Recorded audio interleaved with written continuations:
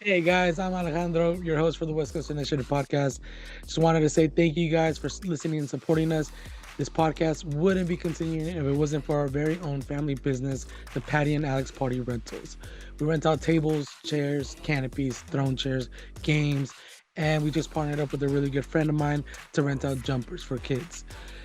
Follow us on Instagram and on Facebook where you get the more details, get our quotes, DM us, Messenger, even call us and text. We are going to get to you as soon as possible. We want to make your memories great and we want to make your next event easy and simple. So don't forget to check us out.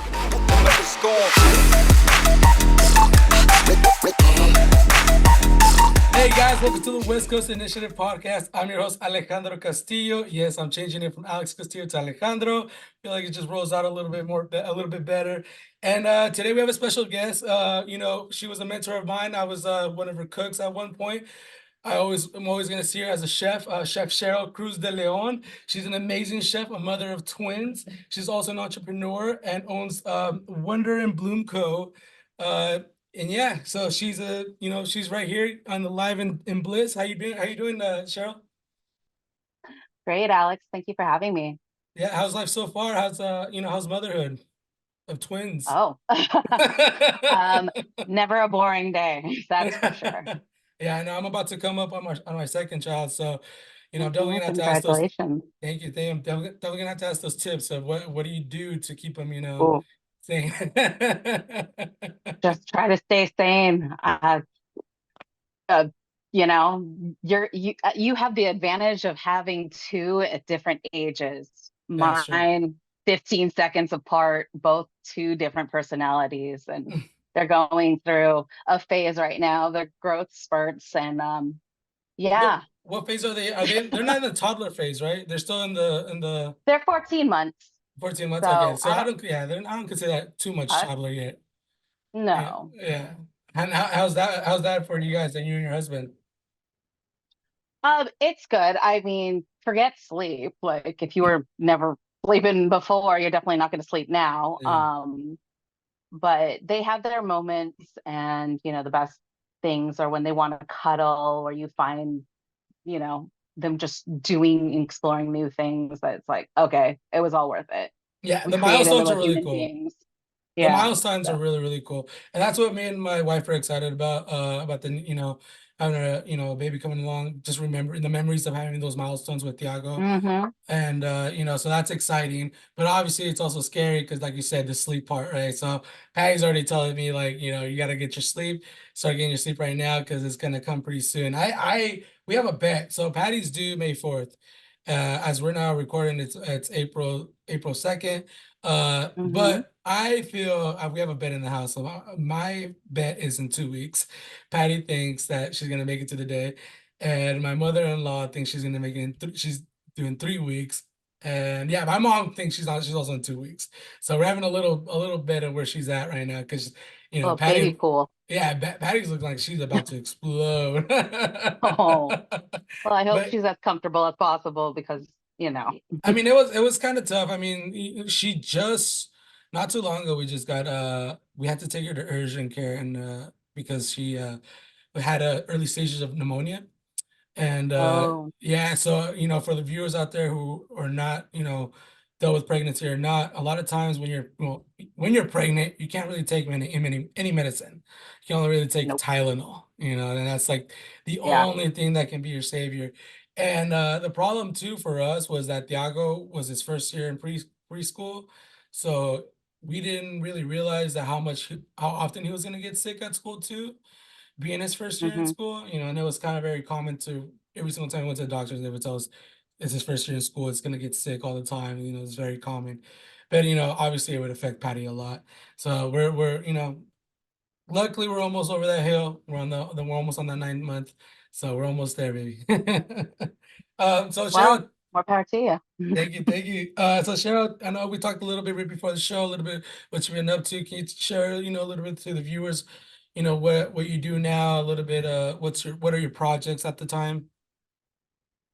Well, just like I was telling you, basically culinary has taken a bit of a back seat now that I'm like stay-at-home mom with the two kids. Um, debatable on whether I want to actually go back to it. Before I was pregnant, I was the specialty chef de cuisine for a local casino here.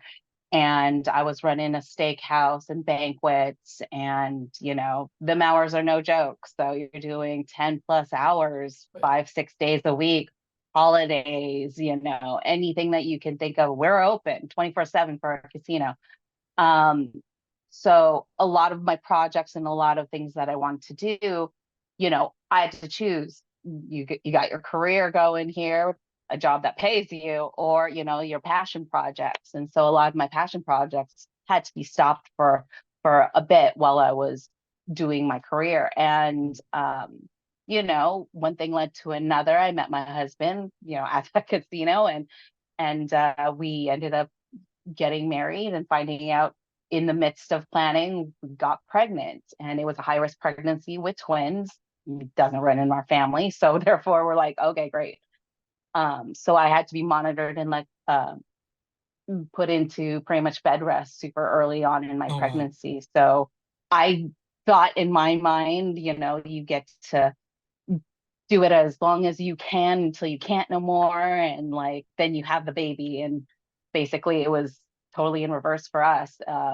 We were at the doctors weekly, seeing if there's a heartbeat for one of the kids, who our littlest one. And so it was a scary time. So I quickly, switched off career mode into surviving for just these kids, and hoping that they would come to term. So I had stopped my career abruptly, which is a good and a bad thing, I think. I think that if I went with my first plan of, slowly easing my way out of it, and getting to say my goodbyes and doing this and like having the farewell cake at work, it would be a lot sadder moment for me. But when you have to switch into everything in your world turning upside down literally overnight, you don't think that your the career that you built 20 years for is like this the most important thing that's supposed to happen is creating this life. And you can contest to it. I mean, we were workhorses. So being in the industry, it's a different beast. Yeah. And so I quickly had to pivot. What am I going to do once having these kids?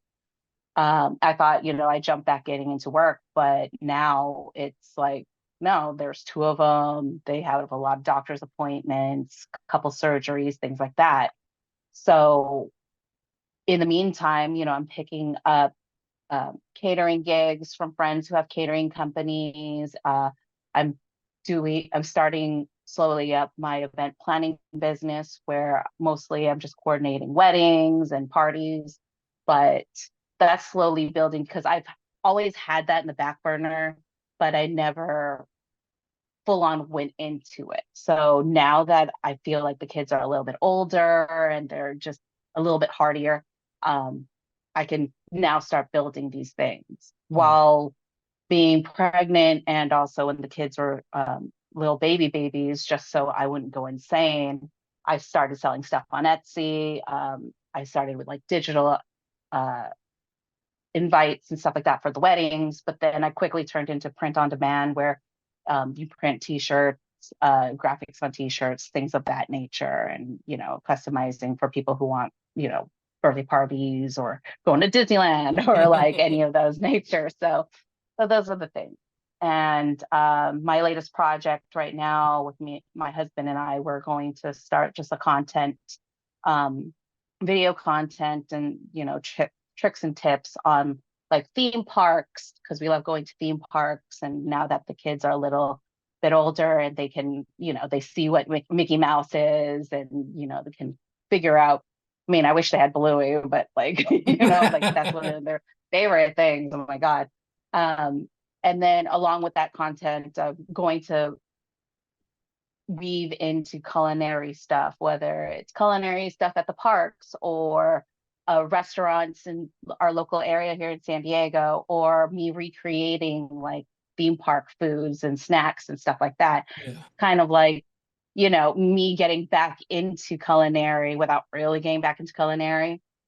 Um, yeah, and then just travel and stuff once we get into traveling, because prior to that we had so many plans of just traveling the world pretty much. And so I'm already saving up. The kids are going to Tokyo in like 10 years, like that's You're gonna go to all big Disneyland. plans. You're gonna go to Disneyland over there too? Heck yeah. Bucket list to do all Right? the Disneyland parks throughout the in the entire world. So let's go a little bit backtrack on your story. I know, you emphasize a lot about culinary. I know you're not set on going back, or you're not sure, but there is a sense of passion for culinary. You Hmm. know, obviously when I worked with you, there was that I always felt that passion from you too. Let's go back to, your upbringing. What was your upbringing like? What led to you getting into that passion of food in general? Wow. So my love of cooking in general and just food in general just came by accident. It was kind of like our house was the house to go to during, Christmas and Thanksgiving. And um, I was always the one that kind of just led with the menus from as far as I can remember. And then I would cook them. So I would just be in love with that. Um, I think the actual like beginning stages of cooking that I didn't realize was when I was like probably 11, 12 years old. We just moved to this new house, my family, and it was just my brother and I. My brother is like 5 years younger than me. And I couldn't use the stove, but I could use the microwave. So I just made snacks because I was the one, quote unquote, babysitting. I mean, I think that's a strange topic for like a 12-year-old to be babysitting their little brother nowadays, but like back then it was fine. Like, Yeah. leave it. It's fine. It was So I would different just times create back the most, then. I Different know, times, right? different It times. was definitely different times. And so I think the start of the cooking process was that I would create like just the funkiest dishes. But the one thing that stood out that my brother loved so much was these pizza toast things. But it wasn't toast because it was in the microwave, but like, I would find Like kind of pizza like pizza sauce and bagels kind of type thing. yes, yeah, but Okay. like on Wonder Bread or like Condi sauce or something like that. Like just whatever we could find in the house and or whatever I can just chop up like with a scissor or something like that. Like I would just make it and it would be like the soggy piece of bread, but like my brother loved it and he still to this day recalls it all the time. And so I didn't realize then, but it was like, oh, I could do this. And then fast forward after high school, I always had an entrepreneurial spirit and wanting to just have my own business. But at the time, I didn't think it was going to be anything having to relate in food and beverage. I Yeah. thought, whether it's retail or something, I just knew I wanted to be an entrepreneur. And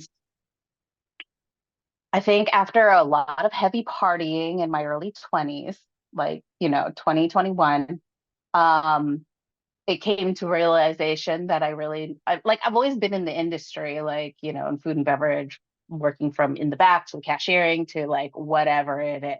Like I've been working since I was 13 and it's always like landed on food. And I'm like, man, I need to get out of this industry. Like, what am I doing here? And like, I, I realized there's a reason why I kept going back. So after just a lot of soul searching, a lot of thinking about it, I think it was like 19 or 20 or something like that. That's before culinary schools were like the hip thing to do. Like it Mhm. was barely even a thing. Like you either started as a dishwasher or and work your way and knew people in the industry, or Yeah. you figure out a way. And so just because I was familiar with food and beverage and I worked in various places and I was always like the shift supervisor, I always ended up like a supervisor of some sort. They definitely played this little picture like, okay, if you go to culinary school and you can get a degree, and it was like an associate's degree. And at the time, this was the Art Institute over there in Mission Valley. Oh man, rest in And peace. seriously, they took my money, but they took a lot of people's money. But Yeah, I yeah, think my oh, my sister-in-law, I think, is still paying her student loans from them. ooh, Yeah, so yeah, and yeah. Yeah, it sucks, but yeah, I mean that was the dangers of taking culinary school at some point, some points. Oh Uh, yeah. Yeah, Yeah. It was like the early stages too. I believe my class was the second graduating class of culinary arts over there mm, before they turned any all of the stuff. I remember going back there and trying to do some hiring or like trying to like talk to students and things, and they changed it up where it's now like pastries was separate and international separate and different aspects of it was all separated. So of course that's how they got your money. It was yeah, just like, well, you want to do this, you can do that, add this, add that. When I went to school, we just had to learn everything. And because it was a degree, an associate's degree, we also had to learn BS stuff like history and like, like I left school not wanting to do this anymore. But yeah, you like sucked me back in and I'm like, yawn. But the labs and the actual hands-on stuff, and it was definitely bringing you back to basics. We had crazy chefs back before, like, you're not supposed to like throw things around the yeah. kitchen. Uh, they didn't hit us or anything, but it was like you were yelled at. It was as The standard real was as it. like high. Yeah, Yeah, yeah. So, so it was a good experience for what it was. I left there with a couple new friends and connections I still keep in touch with now that they're all doing various things with their degree. Some are, some not.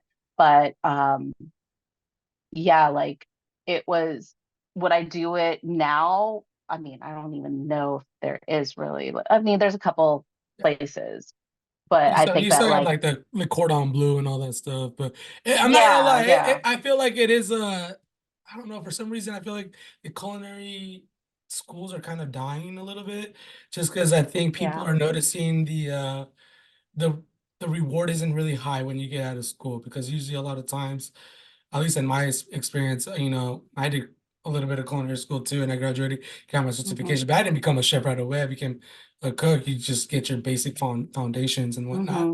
So I think the reward is not high once and also when it got very popular when like Hell's Kitchen came out, Chopped Oh came yeah. out, and it kind of glorified the chef life, being like, oh wow, you can be like this Gordon Ramsay, but the competition is so high in the industry. I mean, you got restaurants everywhere, right? And Oh yeah. they're competing. These guys are competing down the street to them, or these restaurant is three Michelin stars competing with those restaurants over there. And the competition is really high. So, I don't think the reward is.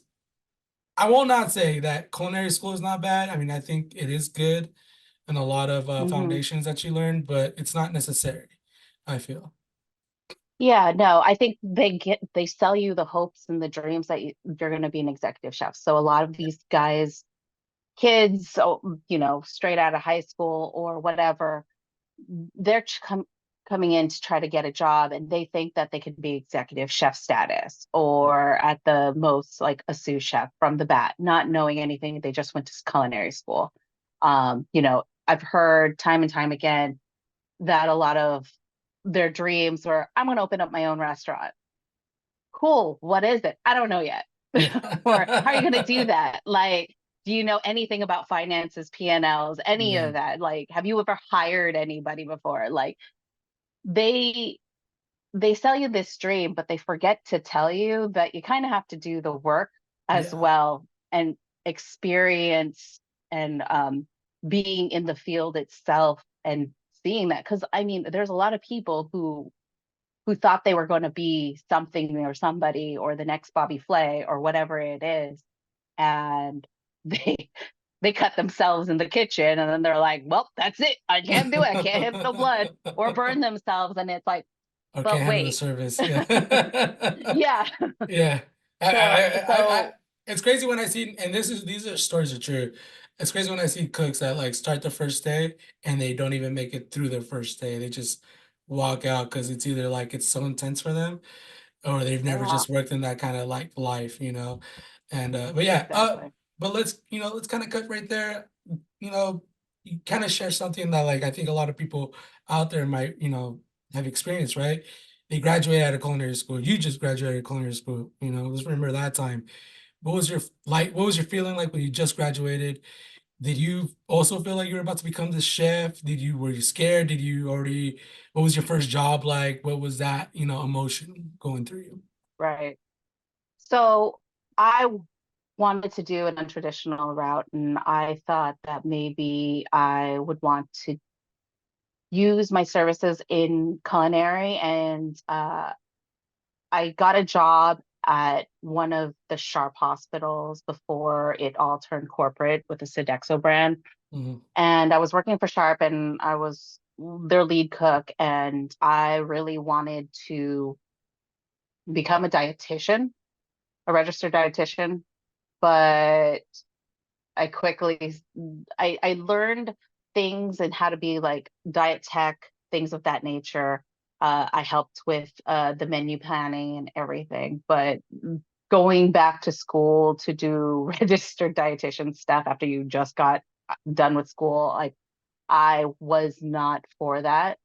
But I I think I came out of it with a different mindset that like I was going to help people. I liked that aspect of just taking my skills and doing the unconventional routes. I think that like it really opened my eyes to other avenues versus I'm just going to go work in the kitchen, grunt it up, and then next thing I know, I'm just going to, own my own restaurant.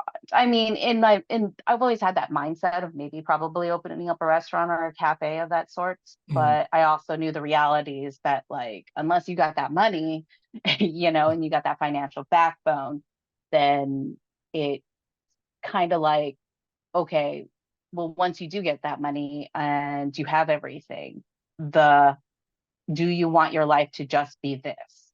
You know, it's a 24/7 gig, especially when you're starting out as a restaurant or a company in general. Like you would Hmm. know, like we've started little companies here and there, and you are obsessed about it, and you have the training in the background to do it, but you have to have that stamina Yeah. to put in the work a lot. And work life balance, I don't even think that was a slogan back then.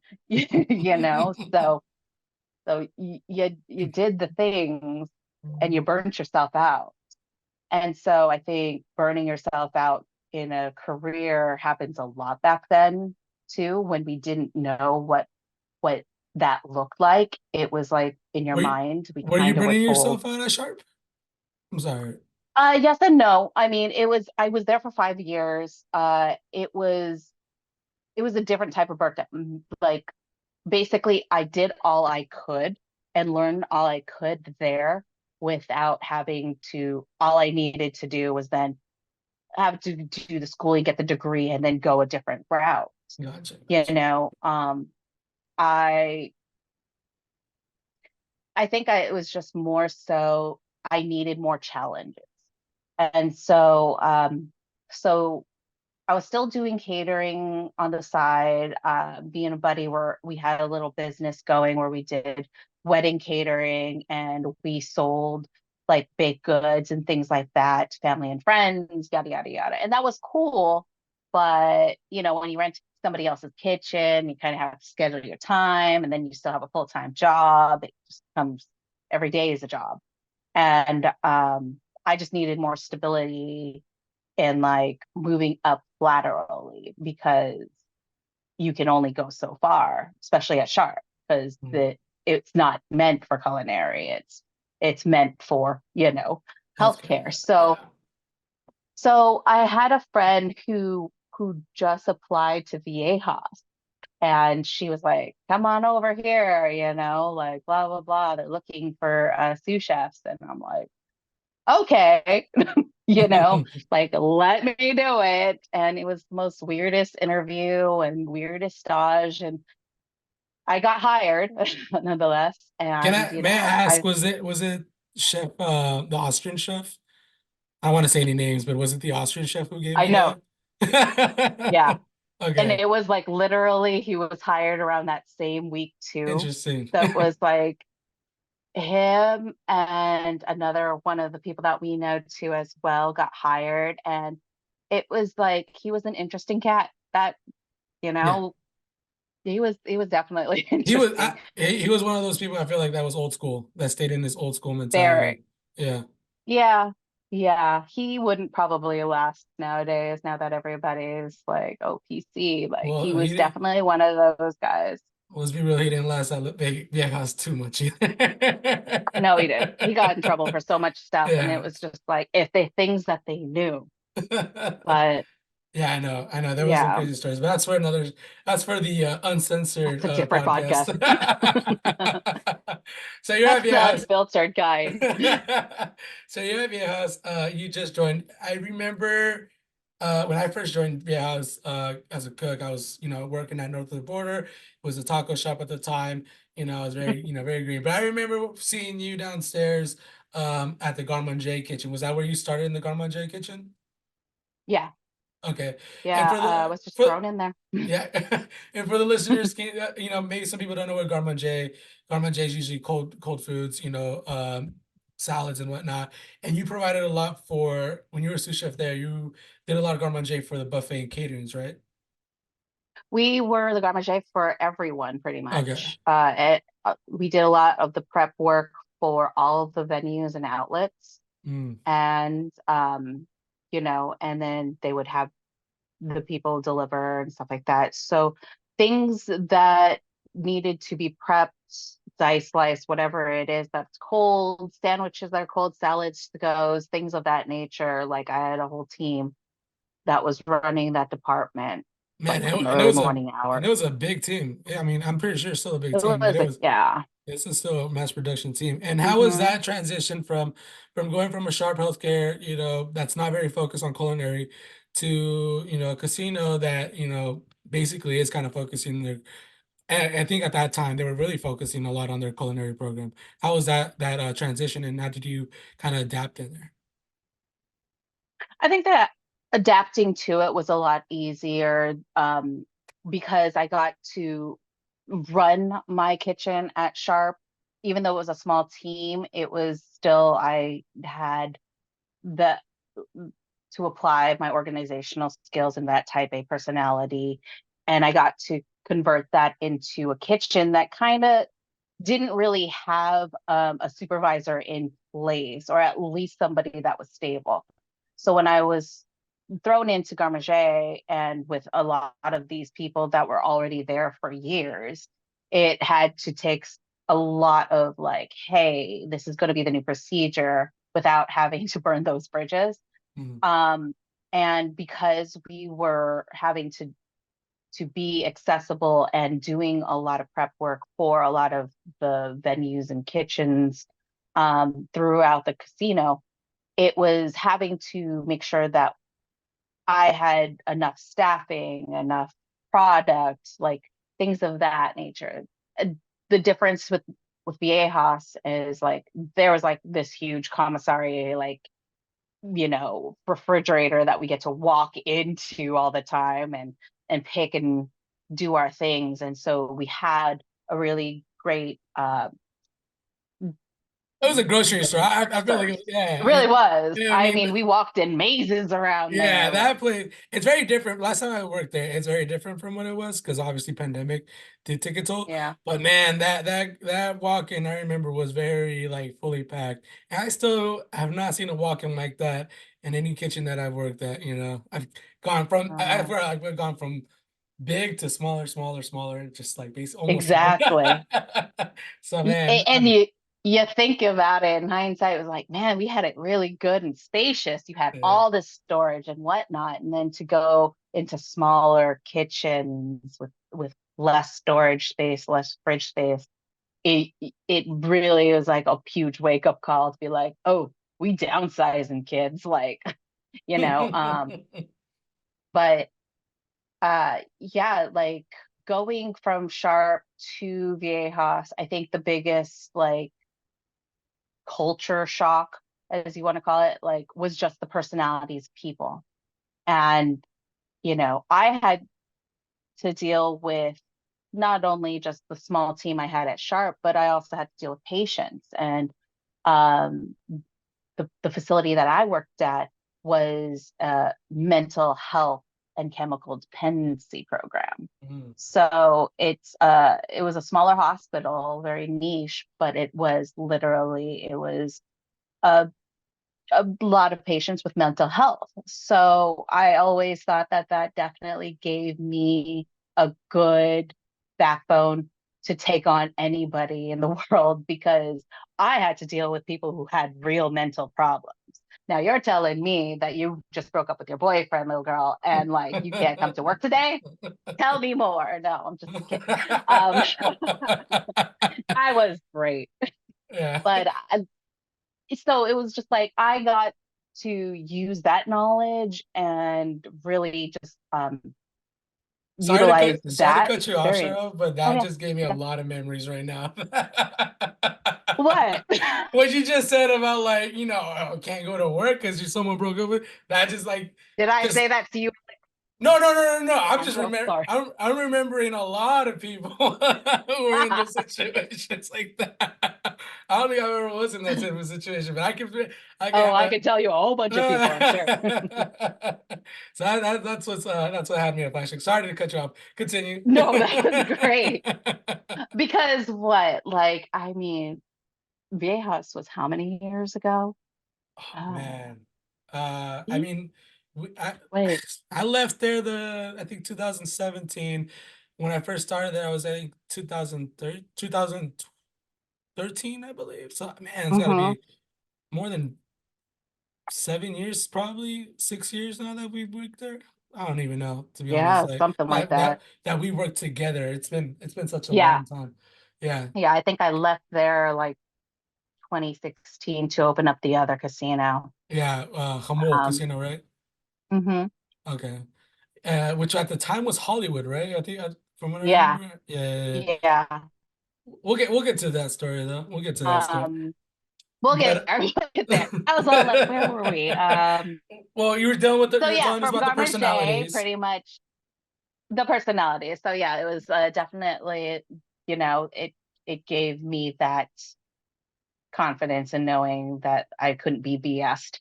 Um, so from Garment J, I moved on to help with like the buffet because I needed a change because you can only do so much at like one place, and especially being if you are anything like me in the food and beverage industry, it's like, cool, what next? What else can I do? Yeah. Like sometimes you get that itch to be like, okay, like what else can I tackle? What else can I put under my belt? Like things of that nature. And I was thrown into the buffet. It wasn't really like I quite honestly don't really like buffets as an individual, but like working it, that was an eye opener for sure. Like, I Yeah. mean, think about making food for the masses. Um, and then like along with buffet, I was also doing banquets when the new towers opened up and they had a banquet kitchen.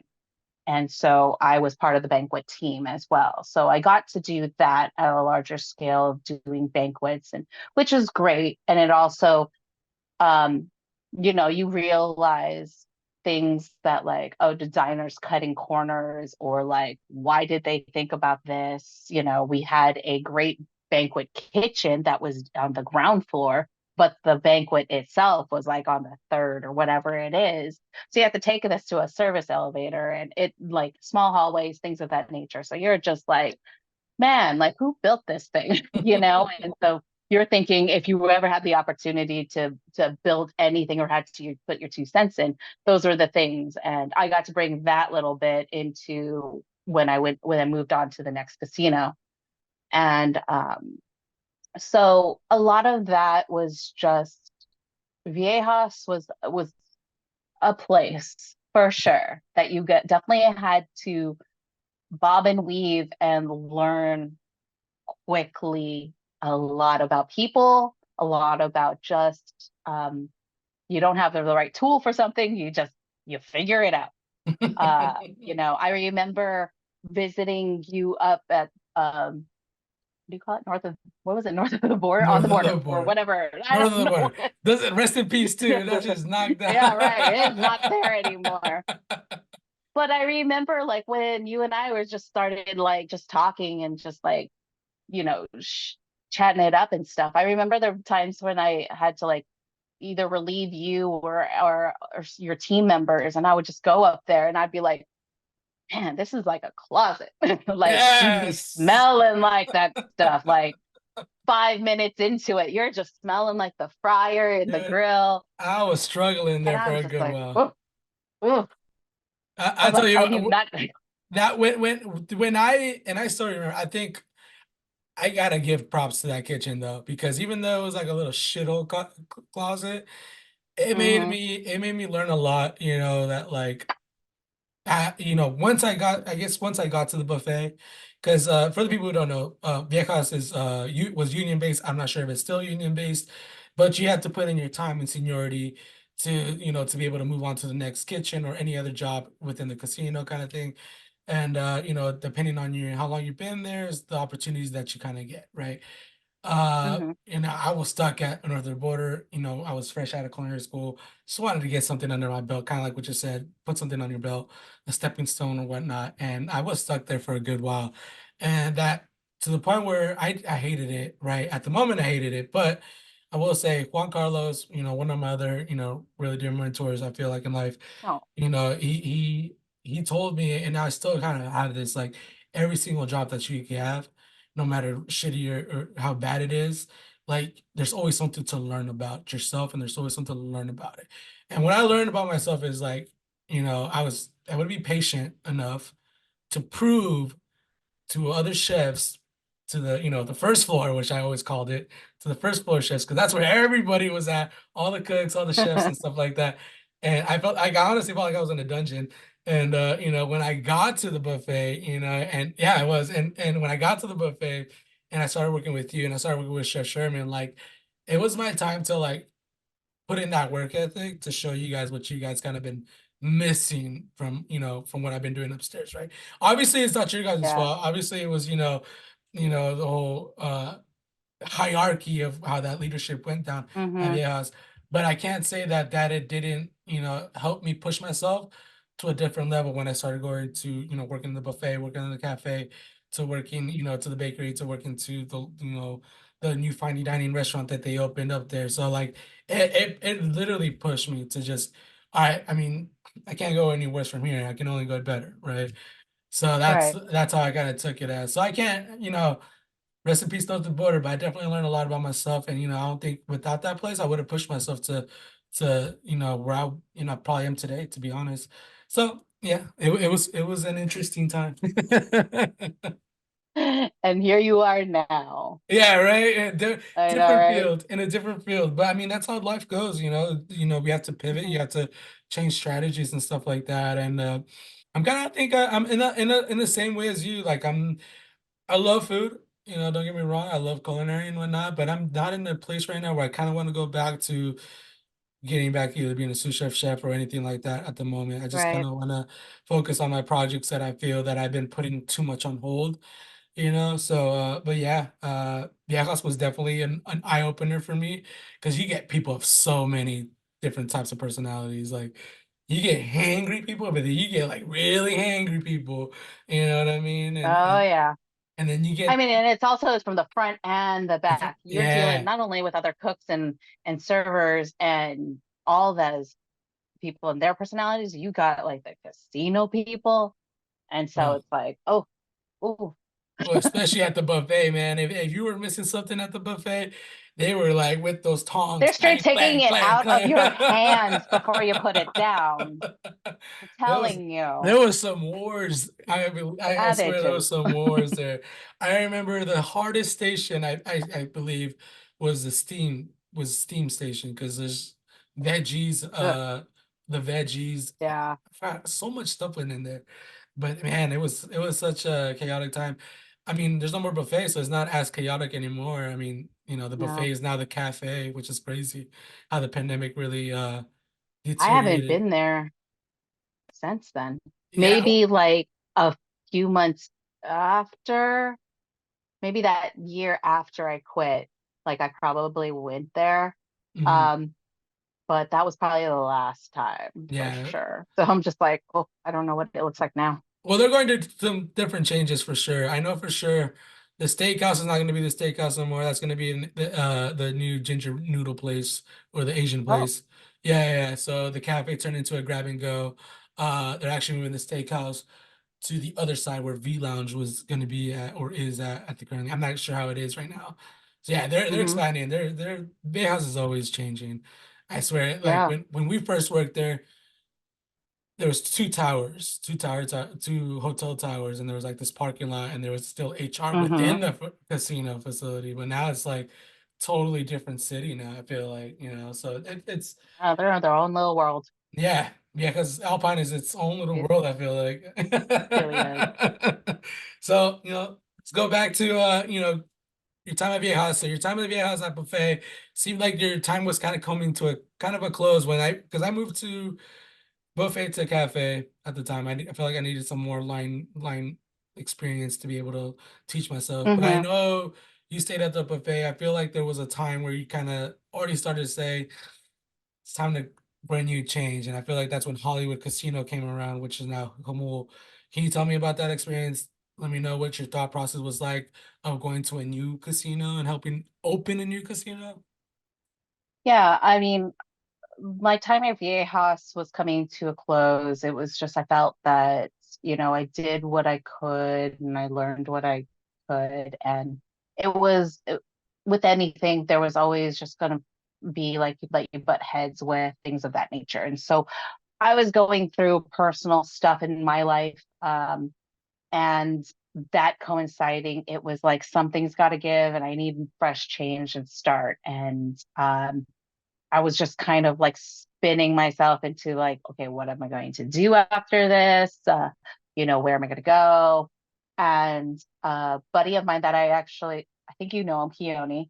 Yeah. Um, yeah, so he worked briefly at Viejas and that's how we met. And then he left there and he went to do his own thing. And so he somehow he got hired as the executive chef for what was the Hollywood Casino back then.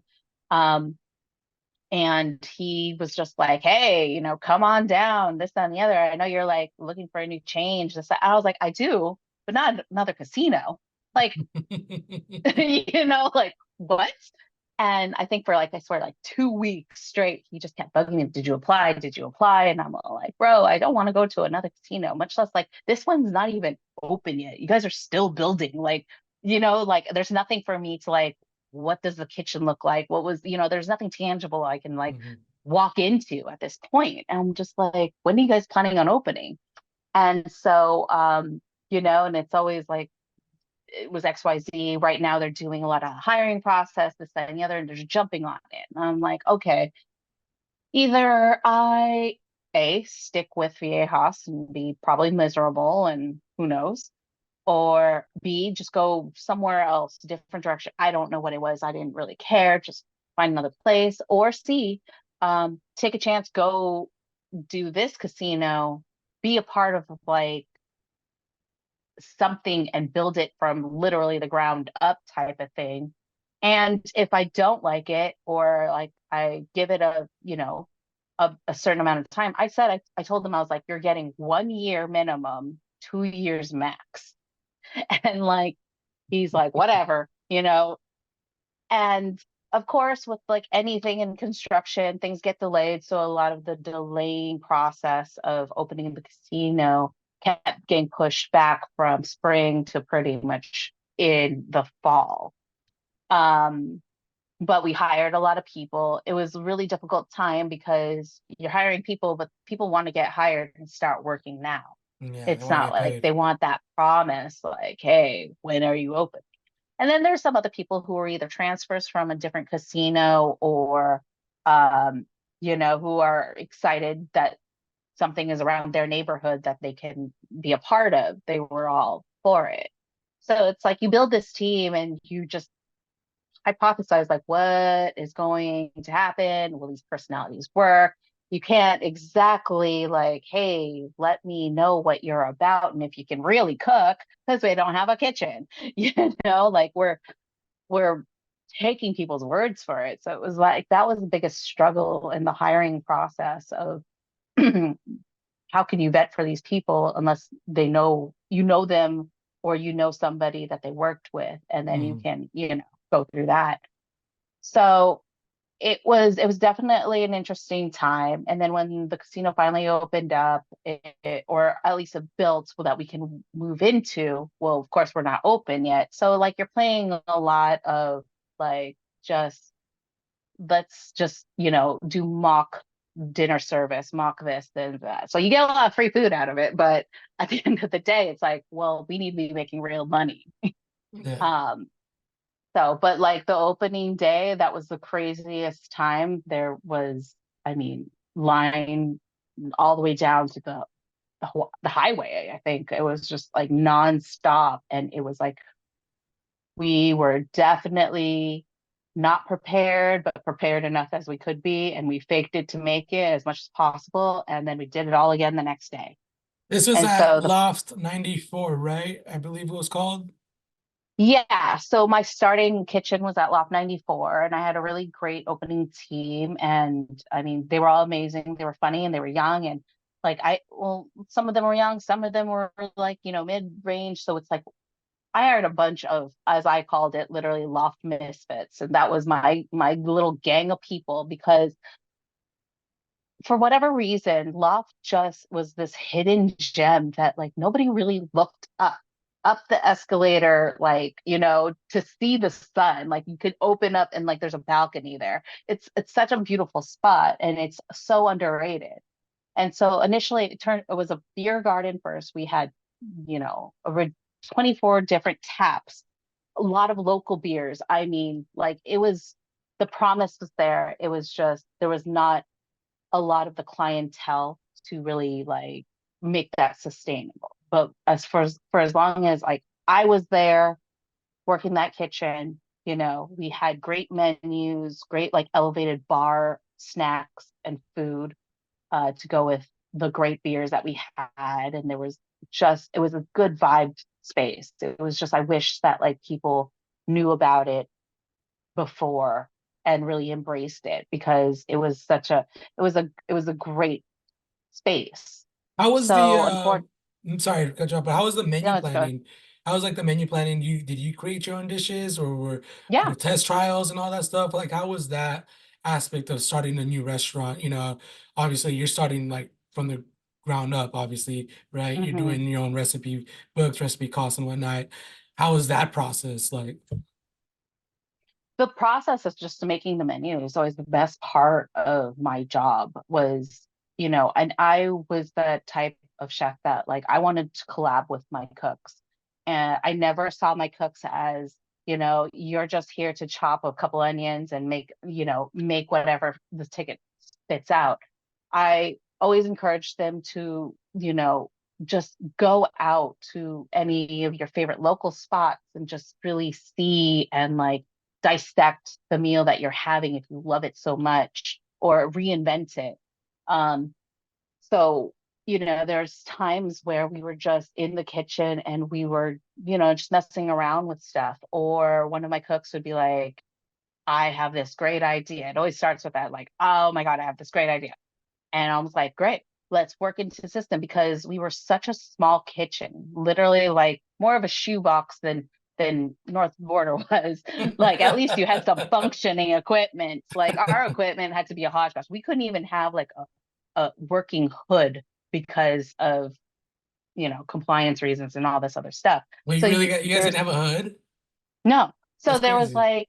like this basically was like convection cooking. Like it had like it's the auto chef like type of stuff, and it was electric. And yeah, it was just like eventually they did get a hood, I think.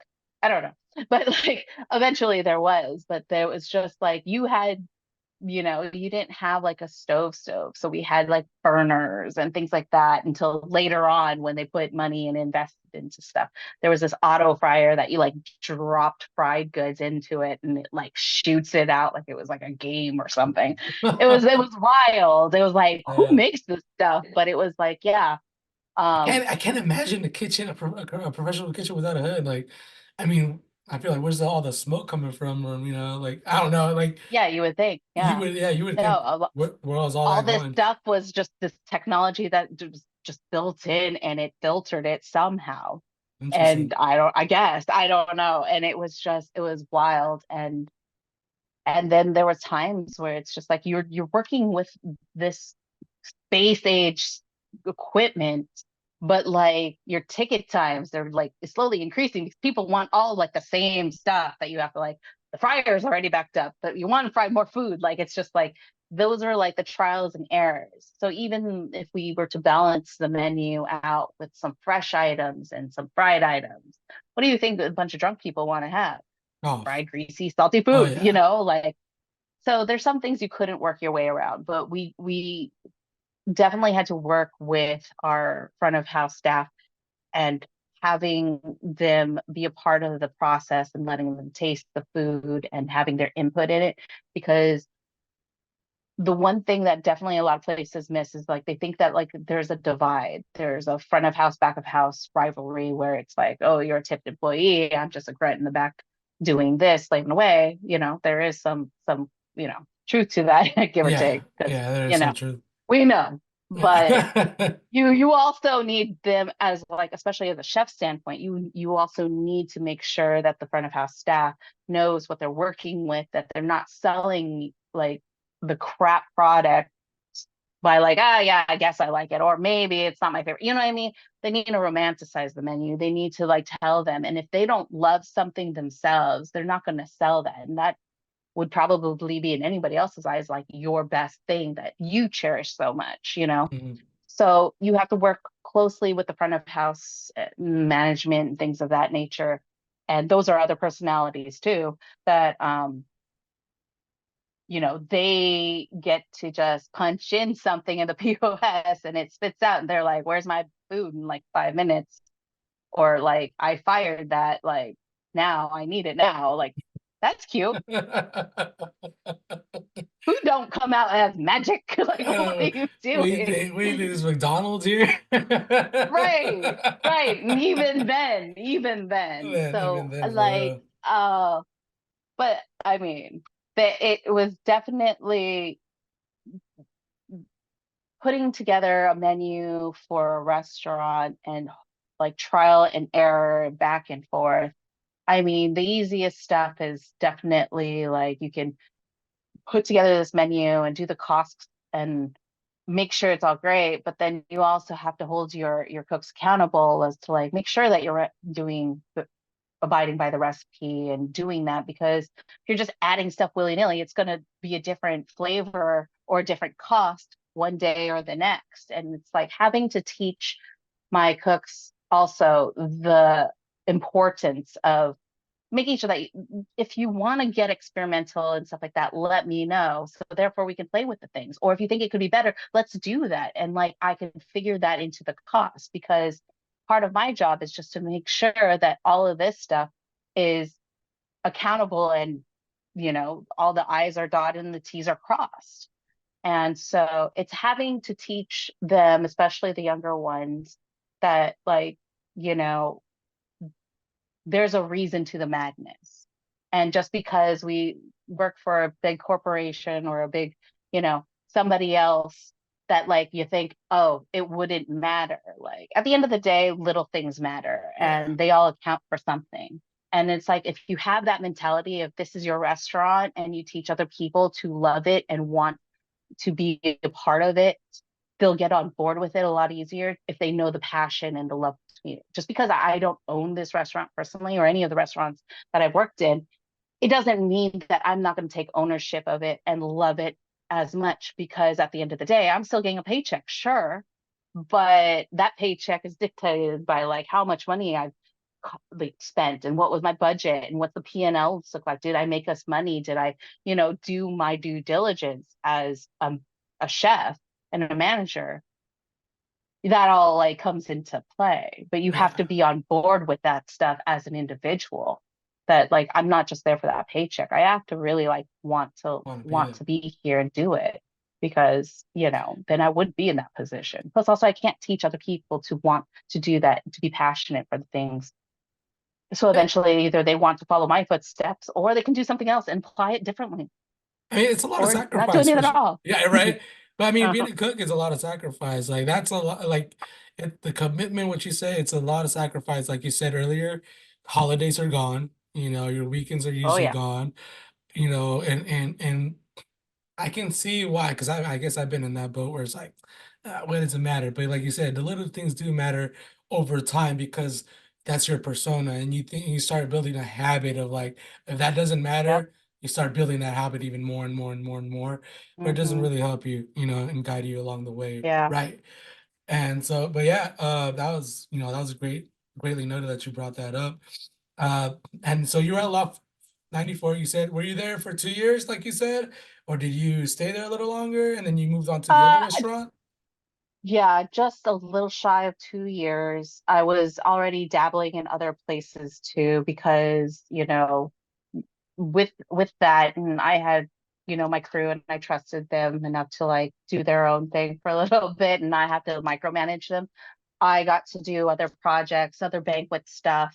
We didn't really have like much of a banquet service type thing, but like, the tribe or the executives or whatever, they'll want things. So then I would be a part of that collab and also execution process. And then I'd venture out to the other venues to see what they're up to, what they're doing. And um, I got to help them with a bunch of stuff and like figure out like, oh, would I want to work here? And I'm like, no, I'm good. But then the opportunity to transfer over to the steakhouse was brought up because the chef that was previously working there, he moved on, and they were really in need of a chef to go down there. And so I was thrown down there not knowing, I didn't have this rapport with that team. Like, like I was just kind of like, all right, like what's going on. So I had a feeling for it, and thankfully a lot of the people there they were there with open arms, because already I put myself present in that, space before, so they knew who I was. They knew how I worked if they came over to Loft, or they knew anything about me, because our core chef um, group was fairly tight knit and small. So we all visited each other and saw what each other were doing and tried to support each other. So I started at the steakhouse, which was called Final Cut at the time when Hollywood was still running things, and built, revamped that menu, brought in some worked with the executive chef to bring in a lot of like great cuts, things of that nature. And it was like, I've never worked at a steakhouse before. So we had to butcher our own meats. So we were our own butcher house until to a point where eventually it was just so hard for the demand to be not filleting and as to order that sort of thing. Like I hate that chaotic things, that environment of feeling like, oh, I need more. Okay, I'm going to fillet this tenderloin right now in the middle of service, and which has happened. So now I can fillet tenderloins and really cut with a great knife. But then it was just like, man, like this is not what you want to do, but it's things you have to do. And working at the steakhouse too opened up a lot of opportunities to meet a lot of uh, celebrity chefs. I say in quotations because I don't know, a lot of people may or may not know them, but we did a few celebrity chef hostings where they get to come in and get to talk to a lot of the top tier players, and like talk about like probably their new cookbook or whatever show they were on or something like that they were trying to advertise. And we were just their cooks. And so either they would come in themselves or bring their own sous chef. And like basically they would just give me the recipes and I would have to try to, Execute. within a less than a week span, get my guys to like, hey, we're doing this now, and it's like, okay, that's different. So it was interesting. And a lot of celebrity chefs, like, they have their different personalities too. Some were a lot kinder than others. Hmm. But it was a good time and good experience. And then My front of house manager at the time too, he was a somm, so I learned a lot of wine Wine. knowledge from him. Yeah, I was, and we have great bartenders there too. So it's like you got to taste some cocktails and things of that nature. I was like, oh yeah, it's great.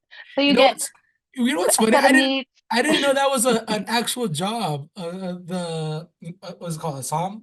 Like Sommelier. yeah, Yeah. sommelier. I didn't know that was an actual job for a long time Oh until yeah, yeah. until I started working in the Hmm. steakhouse. I was like, this is a thing. Like I should have done business. Right, right. No, But and like the our front of house guy, he was obsessed about it. Like it was just like, what? And he used to be a tech guy too. So for him to pivot into being a sommelier, it was just like, you like wine that much? And the way he would just be like raising the glass and swishing in his mouth. And like, I'm just like, huh. I was like, you get to just tell people what to drink. yeah, and they And get like, paid. I think from what I know, they get paid fairly well. At least the one that I knew in Marisi when I was working at Puesto. Marisi hmm was right next door to us. There's something I was getting. I was kind of jealous of like me being a sous chef and him just picking and choosing. Here, have this wine, kind of thing. And I was like, but right? Like, man, anyway, my choices. I could be drinking right now. right? But I there's people in beer too. What are they Yeah. called? I forget. But I was like, what it was. So I was like, oh, that could be interesting. But then I was like, oh, my liver. Mm-mm. I know, no, no. Especially I can't do that right now after what I told you about earlier hmm before the interview. But yeah, so you started working in the steakhouse, started doing like started getting your cuts, learning all that. What was the difference between going from obviously there's a big difference from going from a Loft 94, which is like a different type of food, to fine dining. How was that difference for you? And how was that difference of trying to train new cooks in that new type of because let's be for real, fine dining is very different to casual and Yeah. fast dining, you know? How was that training like and how was that discipline like? Oh, it was night and day. Um, Definitely like as far as like front of house and like having to teach them different knowledge of like what the menus we have, a lot of different verbiage that like probably in French, you know, having to teach them that and really introducing new things to both the front and back of house. Um, it was a learning process for everyone, and I wanted it to be. I always felt that, like, knowledge is power. And so if I didn't know something, I would learn something and like be, semi decent at it so I could, do say it and know what I'm talking about. But it was definitely as far as the mentality goes. Like, so I had cooks that, like, they probably don't ever really go to fine dining. This is close to it, but they don't get to see the other side of it. So I wanted to make sure that when we did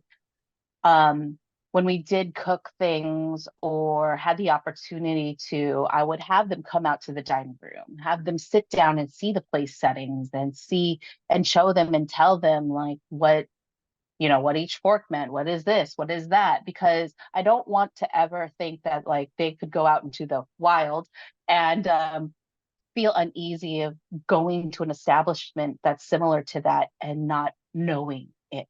I mean, yes, you have Google and everything like that, but like firsthand experience and to know that you saw this from a comfort place, like, and you can relate it versus like see it or a picture in your hand on a phone, like you've lived it to a certain extent. And so therefore, like you can, as a patron, to go into any of these establishments and feel and be completely confident in what you're doing and saying, and whether or not they retained it or they did it, like, that's all up to them. But I feel like, they definitely need to be exposed and literally walk and that threshold of where the front and the back of house meets, Mhm. and you can do that. You can come out and like be a part of this world and vice versa. Like I had servers who were afraid to go into that, probably because I may be a crazy chef sometimes, but It's all in good fun.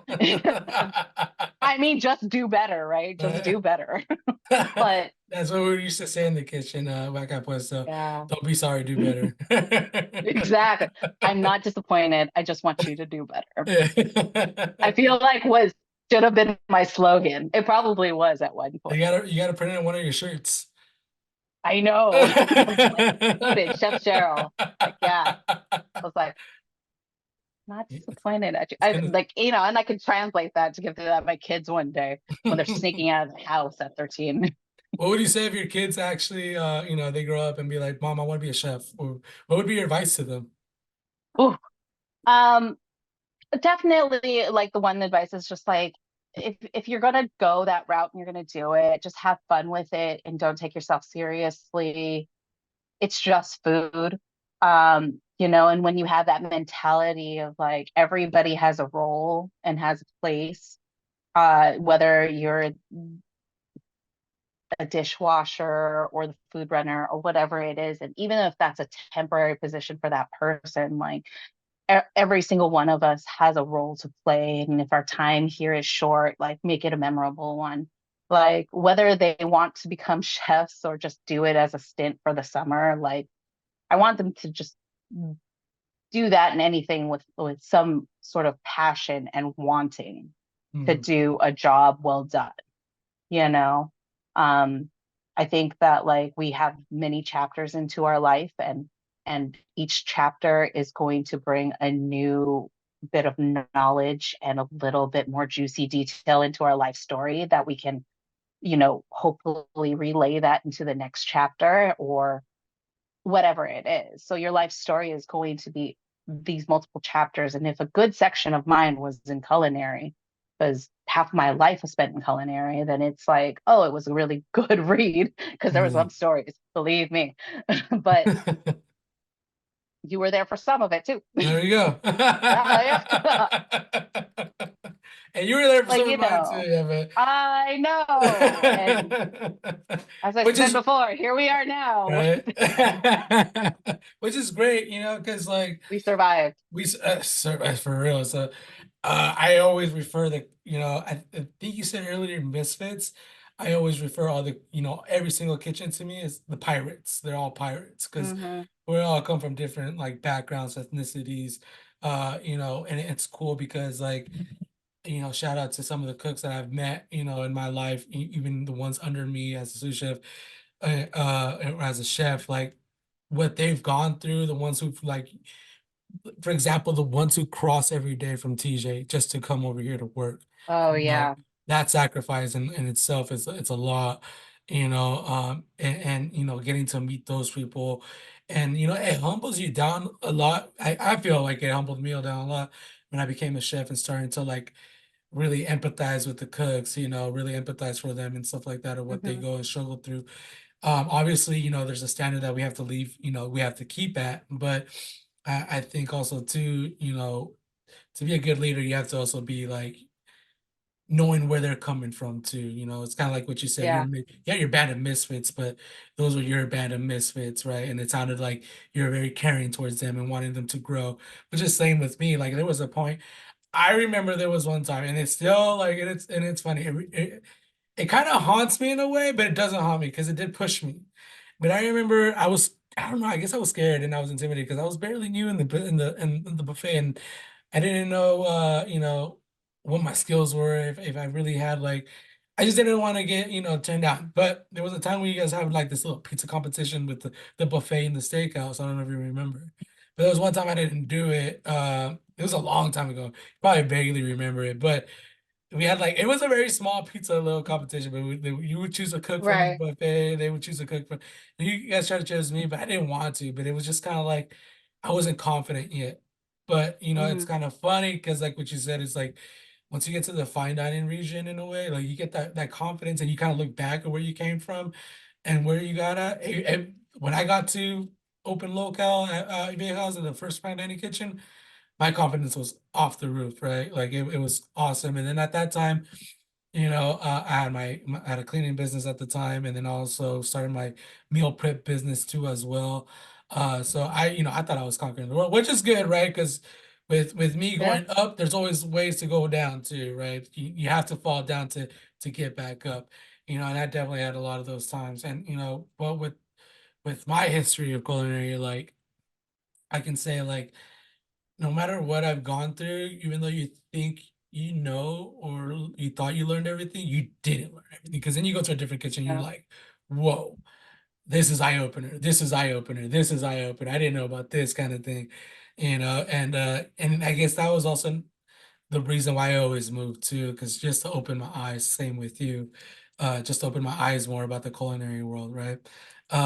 But obviously, you know, I took a little I think when my father was sick and you know he passed away, that was when I feel like I was going down a little down path because even the year after my best friend passed away, Matt, and then the year after that, my wife, you know, we already had one miscarriage at this time, and we are going through another pregnancy, our third pregnancy technically, and you know it was very complicated. You know, it's kind of what you and I'd like to talk about this subject next, actually. You know, you know, you're dealing with this also too, as you know, we did, you know, the pregnancy part of like going every day or checking up to see if your baby's gonna have a heartbeat is very heart-wrenching, right? Like, you know, Oh yeah. in our situation, the third pregnancy, it was like the heartbeat was there, but she wasn't developing right, to the point where Mm-hmm. it's like it was, you know, to the doctor giving us like, oh, she's gonna have complications through her life. She's not gonna make it past 3, or she's not gonna make it past 2, to getting Yeah. down to months to, you know, and it was, and it was getting down to the haywire of like making a really tough decision, you know, and you know, it was one of the hardest decisions me and my wife ever had to make, and you know, obviously we got to say goodbye to our daughter and you know Esperanza is what we named her and this is kind of the story I never really explained it in full depth on the podcast until now, but you know we're on that subject because I know you also dealt with that similar too, you know, having Yeah. that scared like feeling of you don't know what's expected, right? So let's go down that memory lane. I hope it's not too hard on you or anything like that. But No. you know, you're let's say you're finishing up on the steakhouse. You know, I know we skipped ahead about you know you meeting your husband. I'm pretty sure that's a wonderful story. But you know, let's skip ahead He's to a that part. bartender. I'm a chef. There we go. One day you guys had a drink. He seems like a wonderful Exactly. dude too. He seems like an awesome Oh, guy. From the pictures I've seen and whatnot, he looks like an awesome father too. But you know, let's yeah. talk about that when you find out that you're pregnant, and then you know, when was like kind of like the history about that? You know, the months leading to their birth. So, I mean, like any story of how did you find out you're pregnant, it was basically, you missed a day or two, or in my case, I missed a week. And I'm like, well, let's see. And, you know, I, part of you, uh, like I knew we were going to get pregnant eventually. I just didn't think it would just happen so soon because I had a lot of health complications prior to that. Like I had a whole thyroidectomy and I had to remove my thyroid. Uh, so like my hormones were out of whack, and it was like I spent so long in my career that like, and also other stuff in personal life that like, I was getting up there in age, or as they would call it, geriatric age, of geriatric pregnancies. So the likelihood of me getting pregnant, it's as time will progress, it's going to be less. Especially, I've never had a pregnancy scare before. I had hormonal problems with my thyroid, so it was just kind of like, would I get pregnant? And we decided to just get off birth control a couple of months prior to getting married, just because, like, you know, it'll be out of your system. It'll take probably 6 months, a year. Who knows? We got time, right? Of course, it didn't. Yeah, that thing takes like quick. Um, so yeah, you miss your monthly, and next thing you know, I'm going to CVS to get a clear blue stick. Like, this is my life. And like I remember clear as day, I was just like, I cannot. And part of you is like, I do want to get pregnant. and this will be great, and it'll happen or whatever. But then the other part of you, which has been, child free for majority of your life, and like you got plans. We had plans to go to a music festival for our honeymoon in Chicago. Like, oh my God, I'm gonna be pregnant for that. Like, I can't. We got VIP tickets. Like, I was drinks galore. Like, I'm just like, okay, like, what is this? And I took the test, and I was telling my well fiance at the time, like, okay, I'm just gonna do it. I know you're at work, but I'm just gonna do it. Like, whatever, I can't wait. So I did it, and then I basically went radio silent for a second, and he was like, and and basically I had to take that picture because I was stunned. So this was a decision you guys, well, not decision, but like you guys you wanted to take the pregnancy right, like together. No, obviously not him with you, but like you guys wanted to find out together at the moment. Yeah. Because I my mean, no experience matter was what it totally was, different. My experience I'm sure. and I tell you what, it went over my head twice when well, every single time the pregnancy, it went over my head twice. I'll tell you once. One time I was playing video games, Patty yelled for me, and I went to the bathroom and to the audience, I thought she was yelling at me for not putting the seat down or something. And I was like, what? Like, What did I do what did now? I do? Everything's fine in here. She was like, no, look. And then I looked at the strip, and then I was like, oh, that's what happened. Okay. And then I was like, oh, it was like a two shocker. And you left the seat down. No, and then the other one when with baby Luca, it was funny too. When she told me about that one, she yelled for me too. The time she does the prank, she never tells me, right? So she yells for me again, and I'm thinking I'm so used to her yelling for me for something, right? And I go to the garage, and that's where we have the dryer and washer, and she's like, look. And I was like looking at the clothes. I was like, did I not pick them? I'm like, no, they're picked up. She's like, Dang. no, look right there. And I was like, oh, again. So that my experience on pregnancy tests were totally different from you guys'.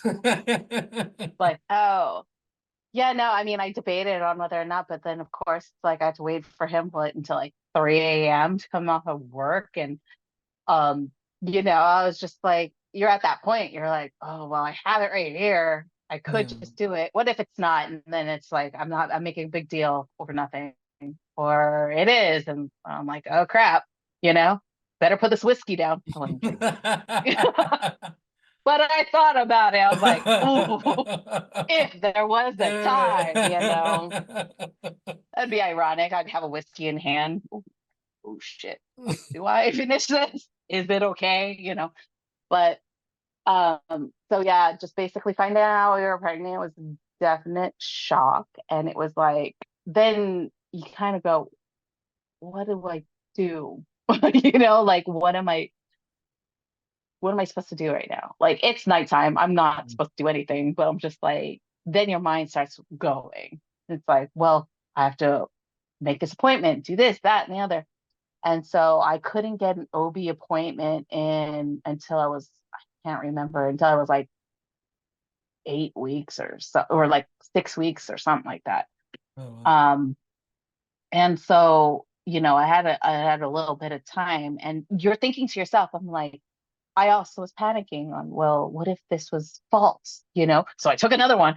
So I'm like, no, so positive. It was the digital ones. It wasn't one line. It was like little crappy pink I know. line It ones. I was like, said pregnant. tell me now. I'm spending 10 extra bucks for you to say yes or no.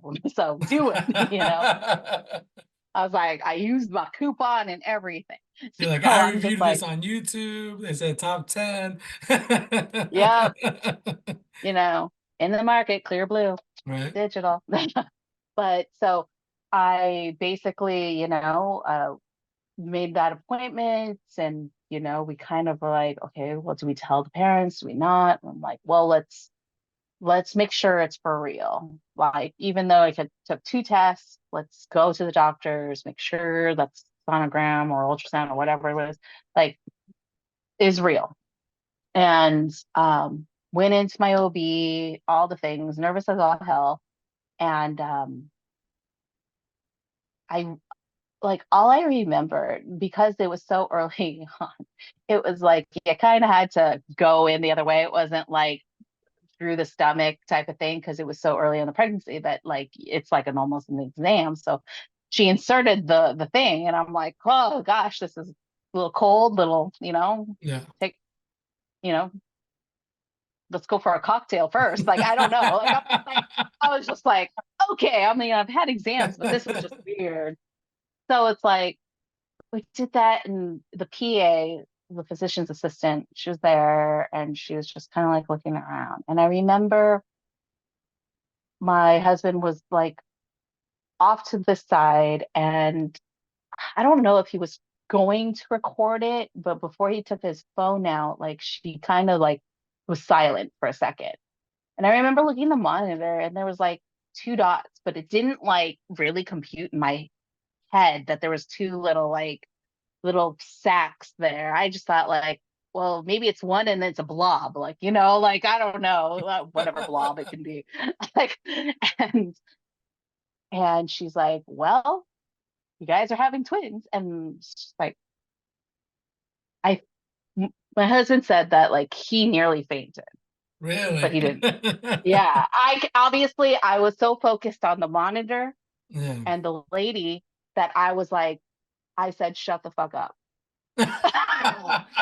That was my first came out of my mouth. Like, you're lying. Like, to this professional lady. She was sweet as can be. And like, yeah, I just told her to shut the F up because I thought she was a liar. Like, you don't just say that to people. You don't just say, you're having twins. Like, that's a lie.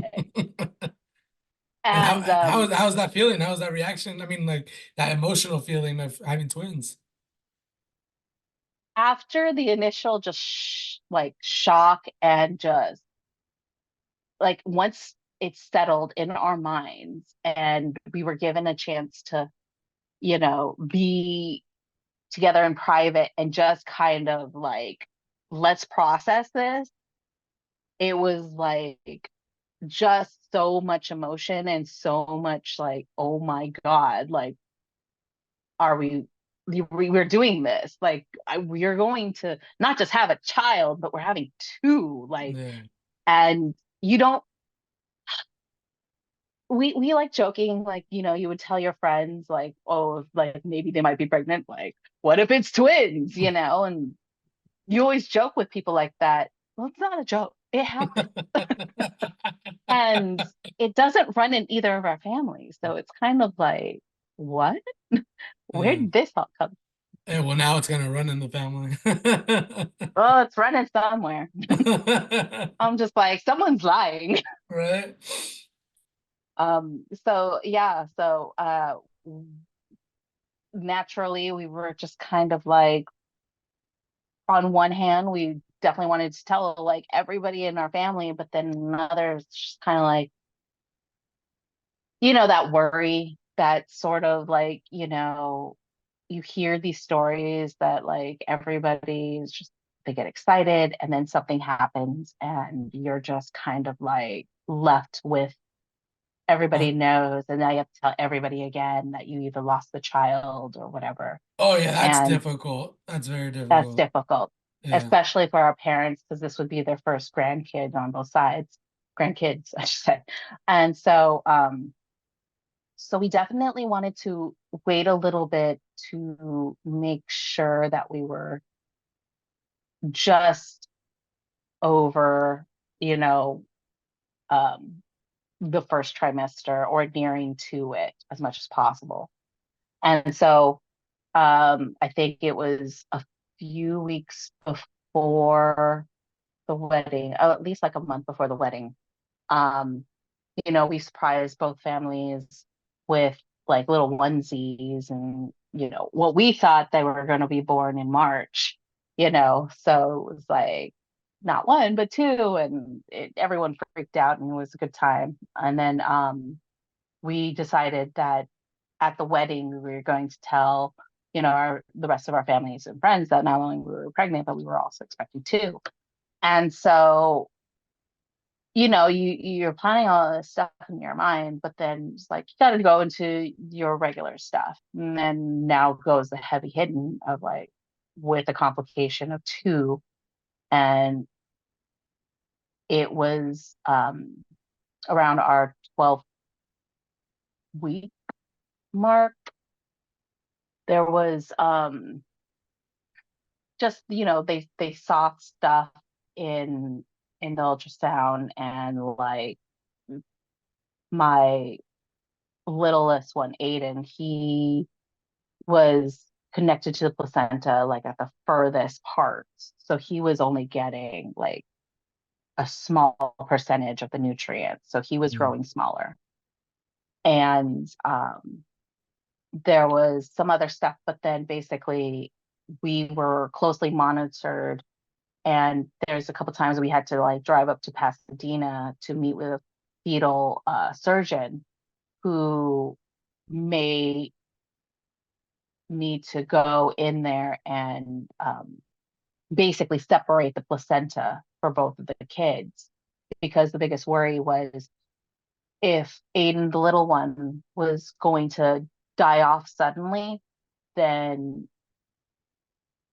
his twin Oliver would think that he needed to, I guess, as they put it in the most uncomplicated way, but all complicated to me, was that like he would think that he needed to basically help his brother out by sending blood his direction, which Interesting. would not come back to him, because if Aiden would have died off, then there would be no, back and forth of blood flow that eventually he would. And that could happen in a matter of,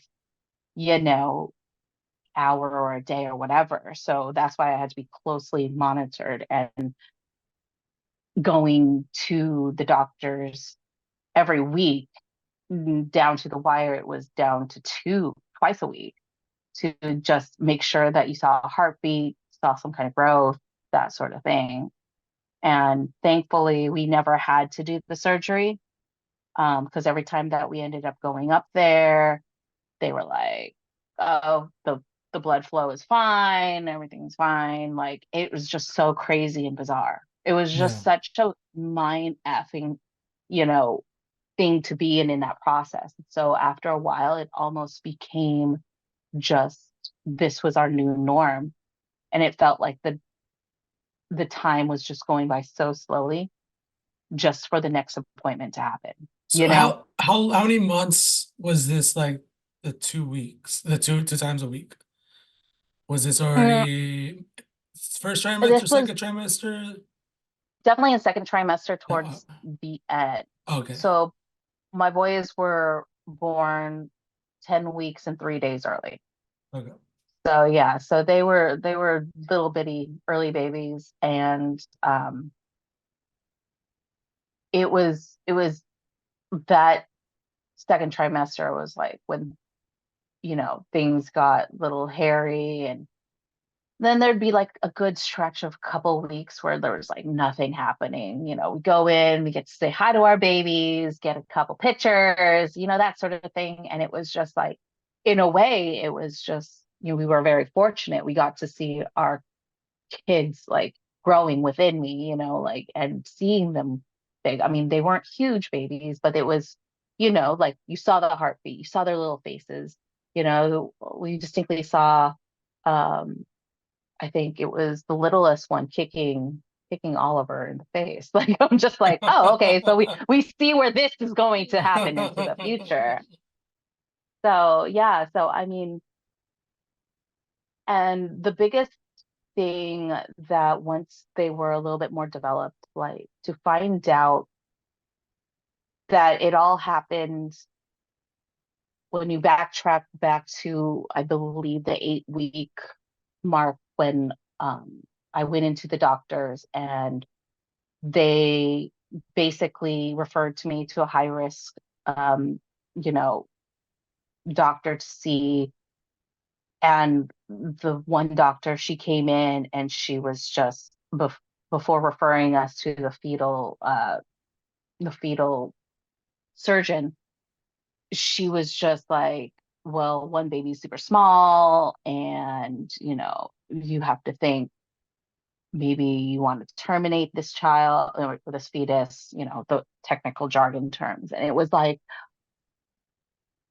we were we didn't know. Like it was just like I thought I was just going in there for a little checkup and do my thing, and then you get hit with that blow so early on, and to think like, do we make that decision to terminate this child or this fetus, and still have that what if. And so we wanted second opinions. We did all of that. And thankfully, we just stuck with our gut feeling, just like, well, if he's going to have complications later on in life, then we're just going to ride with it. If it became too severe, where it's an obvious, like this, will not be survivable, or, there'll be a difficulty later on in life, then that was definitely something we were prepared to, like, okay, let's talk about this and really like make that decision when we come to it. But until you Yeah. can give me a definite, like, let's see where this goes.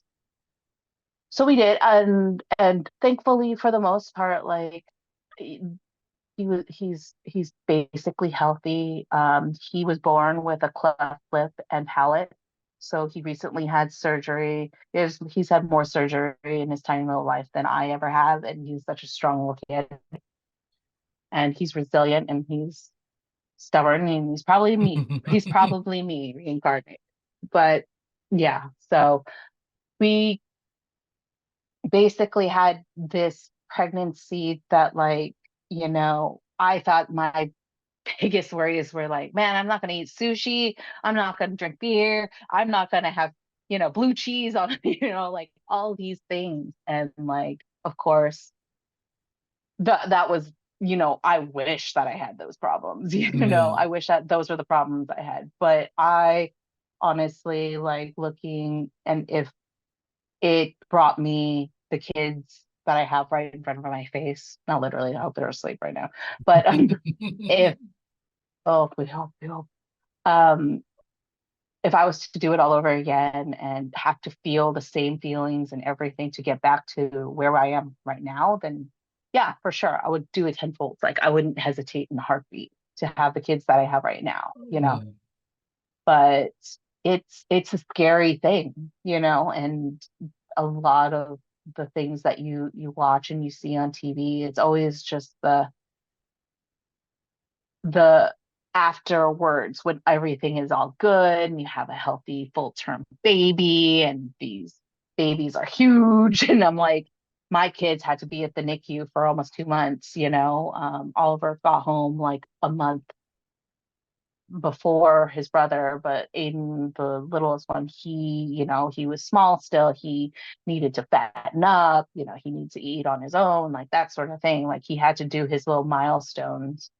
And like from graduating from being like in an incubator, like, we all think that, like, especially with birth, you get to see and hold your baby. Like I didn't see my kid. I heard them cry because I had to get an emergency C-section because Yeah. one of our ultrasound days that, like, I thought it was just going to be a random Tuesday. We were going to go, we were going to just check on the babies. Cool. And then we're going to go to the original pancake house, like as our ritual to, like, yay, get me pancakes. And the doctor was like, we see some signs of reverse blood flow. Like we'd like you to go and deliver these babies today. And it's like, the hell are you talking about?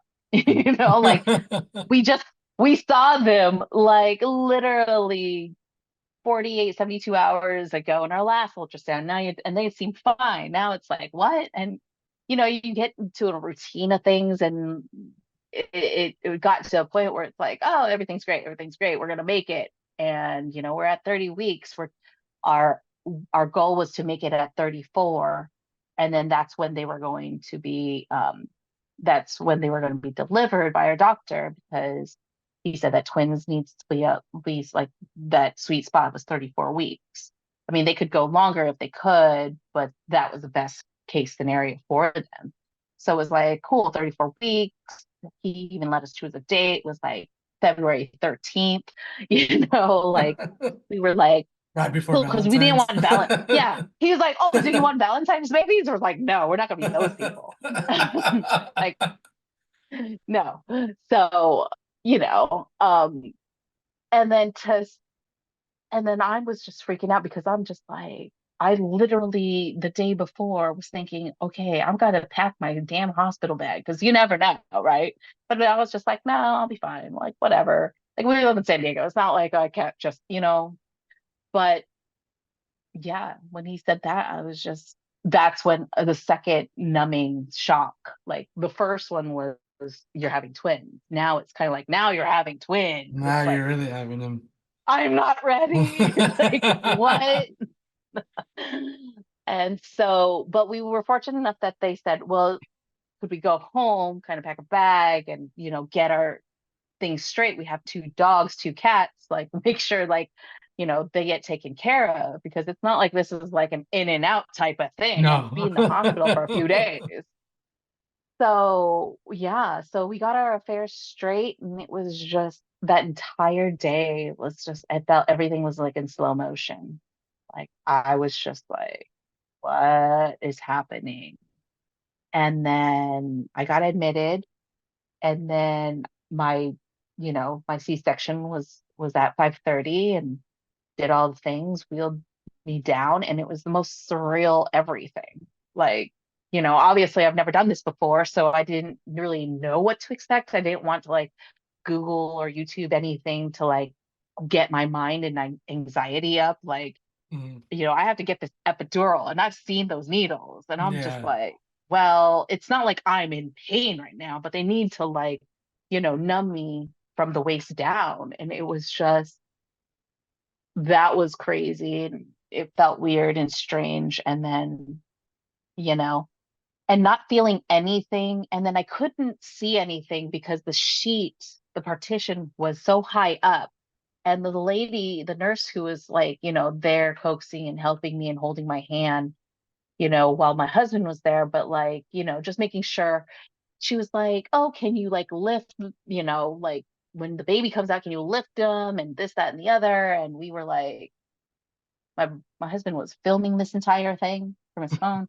And I'm just like, all I heard was their cries, but they had to be whisked away to get oxygen and be prepared for the NICU and everything. So it's like I didn't get to physically see my kids until like I had to get out of the recovery part of everything, and that was like probably the worst thing to recover from, getting out of the epidural and like the side effects from all of that. It was like as if your body is cold and your teeth was chattering, but I didn't feel a thing. It was so bizarre, and that lasted for an hour. And I'm just like in the recovery room, Wow. like, can I see my kids yet? And they're like, no, just making sure, like, you're good.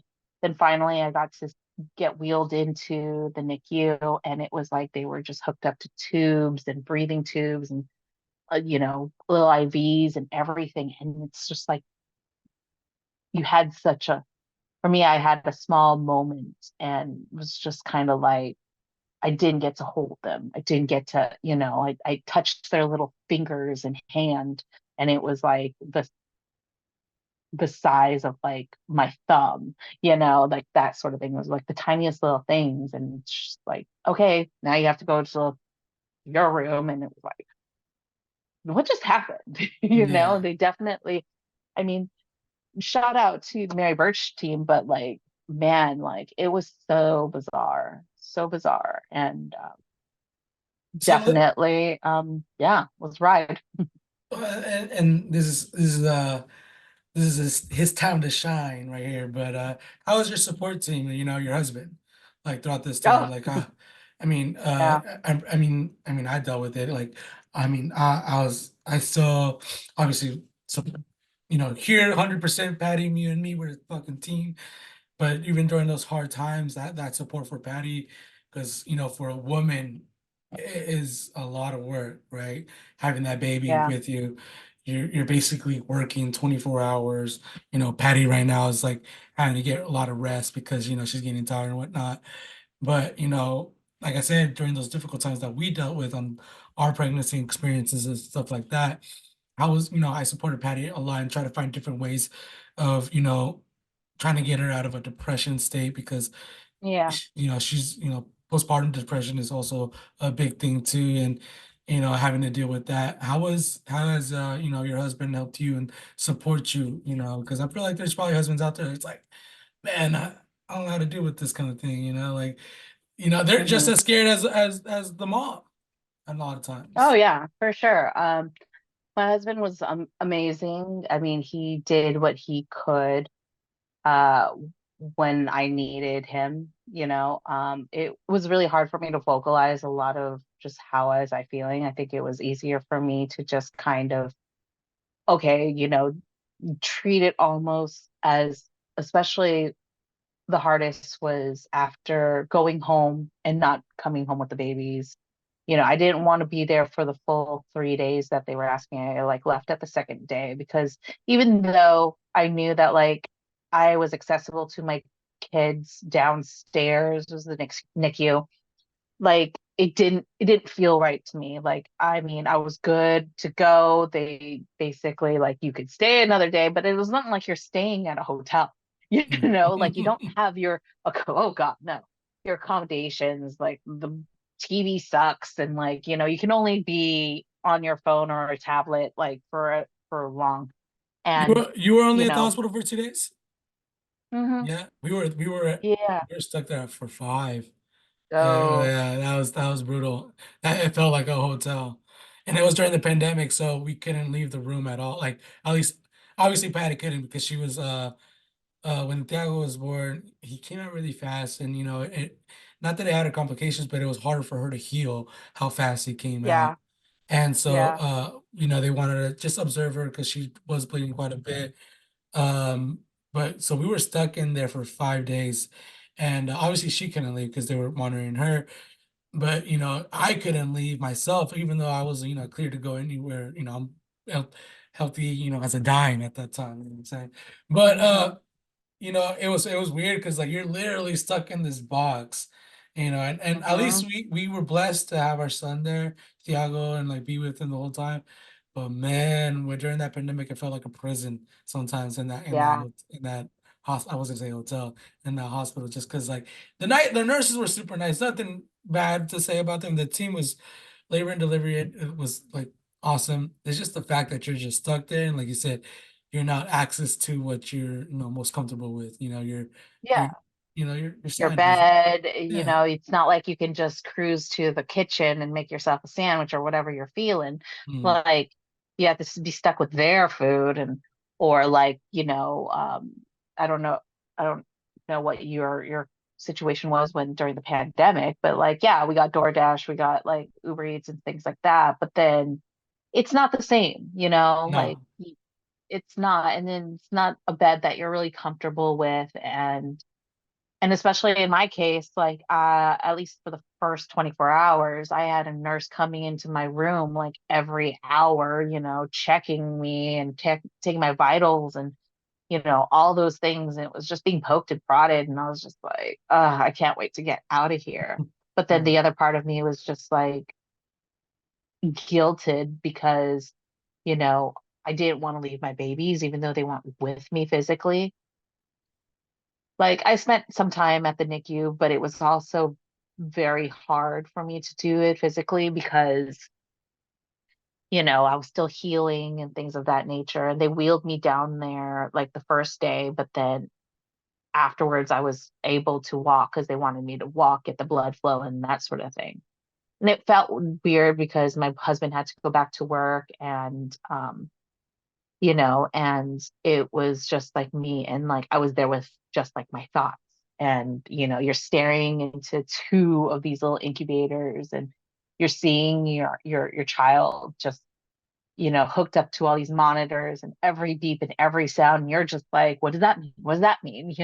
Like, and they were definitely like, so small, and like couldn't breathe on their own, and it was just like you felt so helpless as a Mhm. parent, like you want to make sure that like you were there for your children and making sure they don't feel any pain or any discomfort. And it's just like I couldn't do anything other than, hold their tiny little hands. But even that was just kind of like it felt sterilized. Like you just, you know what I mean? It just was so sterile. It was just like so like, okay. And then it was like they were they were next to each other, but they were further apart from each other. So it was just like you go from one to another, and like it was just, I don't know. We got used to it when they started like getting a little bit bigger and we got to hold them finally like on our chest and do this kangaroo like cuddle and like, but every time, we get to be there for a few hours, we also have to give them back and then walking away from it. And we were doing that every single day Yeah. for nearly 2 months.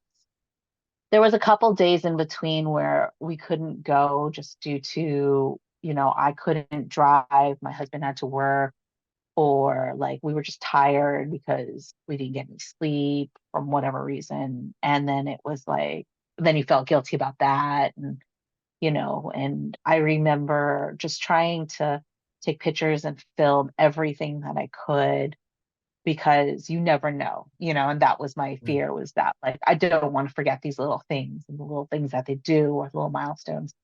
And then now it's just like, a year later, literally like a year later from them coming home, and now they're just crazy and insane. You're like, what the hell? Who are these people? Like I'm just like, oh, okay. But I mean, it is true what they say though. They are a blessing, because like, Yeah. I mean, I guess with Tiago, I didn't really. Obviously, he's a blessing, but I didn't really take into account how delicate, pregnancies can be, and when those two situations happen with us, like, and Luca, now soon to be born, like it's Mhm. such a blessing to have kids, and not and it's like you said, not everybody can have kids, so Exactly. take it, we're taking it every single moment, the best we can with either with Thiago or with Luca, because uh there's who knows, like, I mean, not to be like the mean or anything like that, but people go and at different ages or different, Yeah.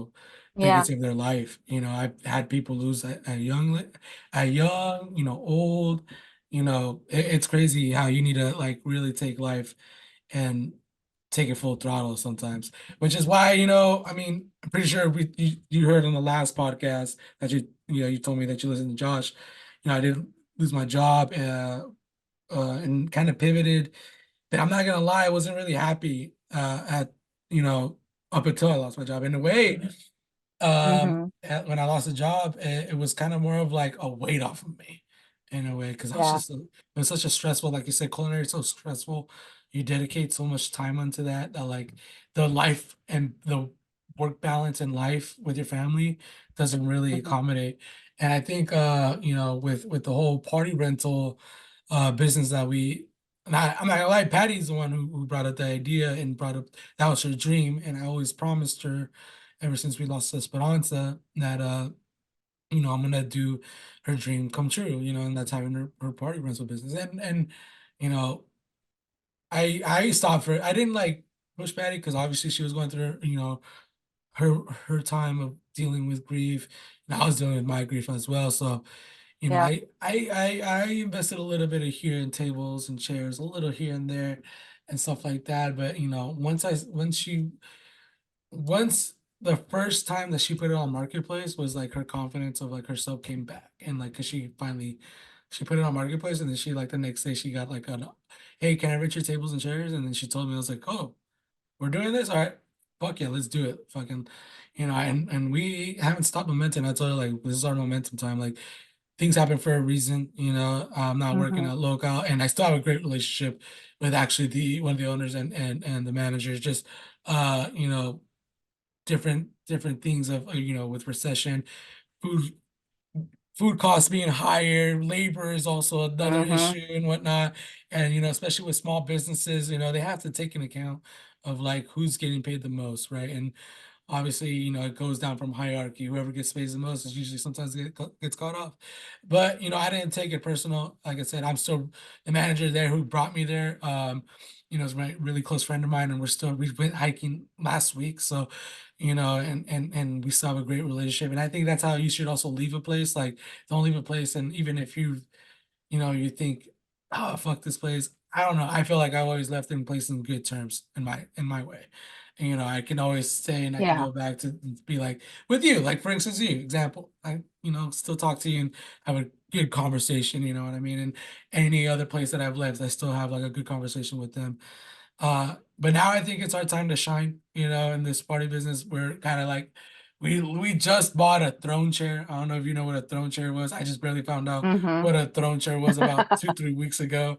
But we just bought Oh. a yeah. Patty and my mom have been talking about this idea, and I've been researching what a throne chair was, and I was like, all right, well let's do it. Let's buy a throne chair. And we're expanding on Mm-hmm. that. We're expanding on trying to rent out games, and like small things, right?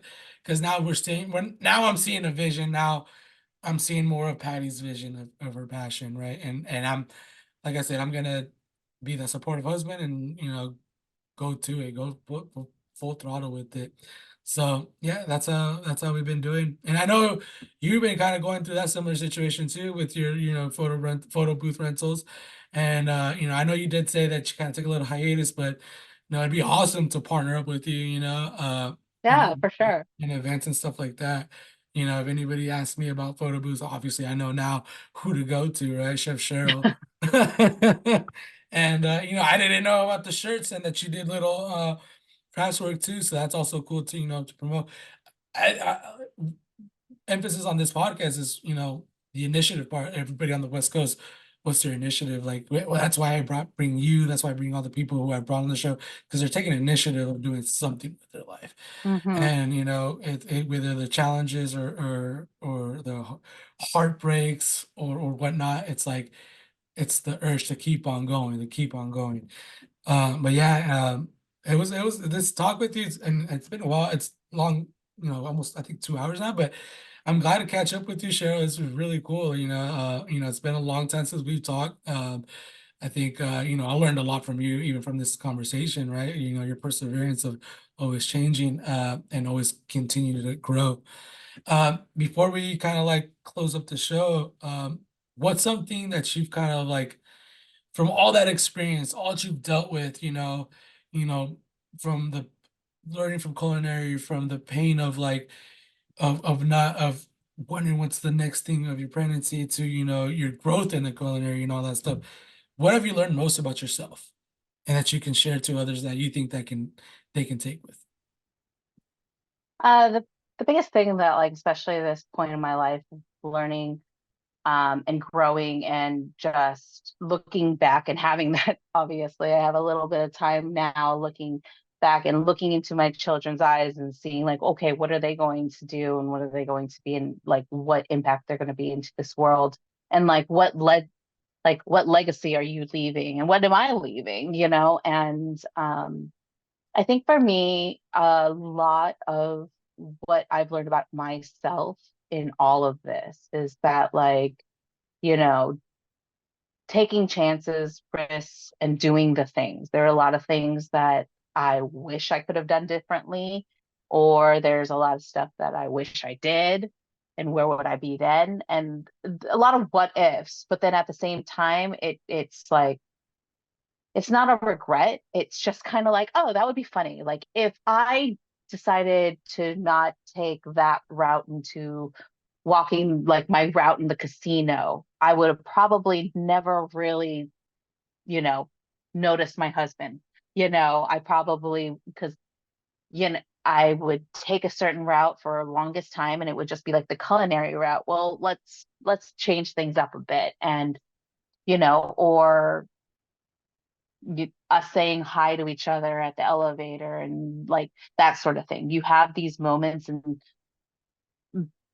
what is that one movie? There was that one movie that's so cheesy. I forget who was in it, but it was like called Sliding Doors or whatever. And I like referring as like life as just a bunch of sliding doors where it's like you either get off at that point or you get back on, or like you, who knows if you was to take that risk and walk out there and like what your life would be differently. And so looking back on the things, if I never took culinary, I probably would be in random things right now. I would have never met the people that I've met. I would have never met you. I would have never met, you know, the great friends that I've had, and the people who may not have made like the best thing in my life to have known, but they made me grow as an individual. You know what I mean? Like the people that like, yeah, I could have done without you. But honestly, if they weren't in my life, then I wouldn't have persevered to like be better or Yeah. know that I'm not going to be that guy, you know? And so all I could take away from the things that I've done in my life and the crazy projects that I've done and the the wins and the fails and the trials and tribulations, all I can say is that like, you know, the take the risks as you see it and own it and become it. And if it doesn't work out, it doesn't mean that, well, you suck at it or this, that. It means that like maybe you were meant to do this differently. Maybe you're meant to do this later in life. Maybe all the times that I kept starting and stopping my event planning thing was just for me to finally do it today, you know? Mhm. Um, to get to build that confidence, to build that knowledge, to grow with the times and the technology that we have now, to learn from other people, you know, to gain that experience. It doesn't mean it's it's not going to happen. If you are so passionate about something or like really like feel the strong need that like you just keep going back to it, you know, that weird little itch of something, then maybe it's fine. Maybe it's Mhm. something that like you need to go and explore that, and that could take you to a whole new different direction in life. Because, Yeah. you know, I would never in a million years would have told you 8, 7 years ago that like, you know, you and I grabbing a beer one day, that this is going to be our life, that we're going to be on your podcast talking about Right. kids and like, you know, no longer really being in culinary, or at least taking a hiatus to it. Yeah. Like, I don't know if I'm going to go back to what I was or where I thought that like my life was going to be. But I definitely know that like whatever journey this is taking me on right now, it will show me the signs to be where I need to be for the next chapter of my life, you Mhm. know, and whether it's going with my event planning or creating shirts or whatever, or, you know, being a part of the PTA, you know, I don't know. Like those are the things and those are the times I'm just looking forward to and creating it and making my own and hoping that everybody that I meet, yourself included, that like it'll come full circle. We'll get back to where, you know, like we like right now, like it's like we haven't spoken in years. We've Yeah. only done social media, but at the end of the day, it's like, you know, It's like yesterday. this moment. Yeah, it's like, I mean, we have different stories now, Yeah, but you obviously. know, this is a lot more this, right? But who we were Yeah. then, I mean, you know, we never thought that like we'll be married with kids, and that Yeah. was definitely not part of the conversation then. But, you Yeah. know, Yeah, and fun. so yeah, I mean, we had fun, and to think that like we all started from somewhere and we all came together for like a serendipitous, you know, time in our life, and then that connected us to years of just being, you know, I see you and I appreciate you and I love you from afar, bro. Like, I mean, I could be like, man, we should have met up, we should have done this, we should Yeah. have done that. Like, there was so much going on in both of our lives. You were doing a thing, I was doing a thing, and it's like for us to say, like, man, we should have like shoulda, woulda, coulda. It's like, but things happen for a reason. Like Yeah. we're here and you connected and like brought me onto your podcast and like you're Yeah. doing great things and more power to you, dude.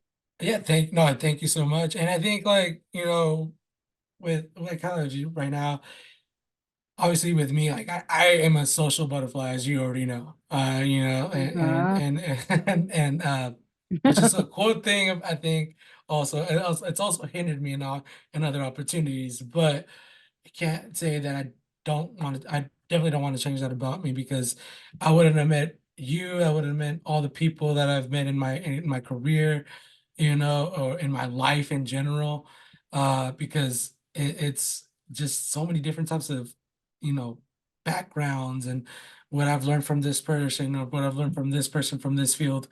I mean, that's what's like so. I mean, even this podcast was such an eye opener too, of having to talk to people that are different career wise, right? Like, for example, we were talking about Josh earlier, and then I don't know, the engineering world, and he brought a huge like light about it, and I was like, oh, okay, that's how that works, And Joseph Rauch, an author, book author, showed me a whole new industry I didn't even know about writing. You know what I mean? Like I didn't know Hmm. about technical writing, and what kind of career paths you can do, how to write a book, the process of writing a book. Like that is, within itself its own challenge, right? Like it's crazy to see all that, and but also see how everything's kind of connected in the way of that drive in each person. Yeah.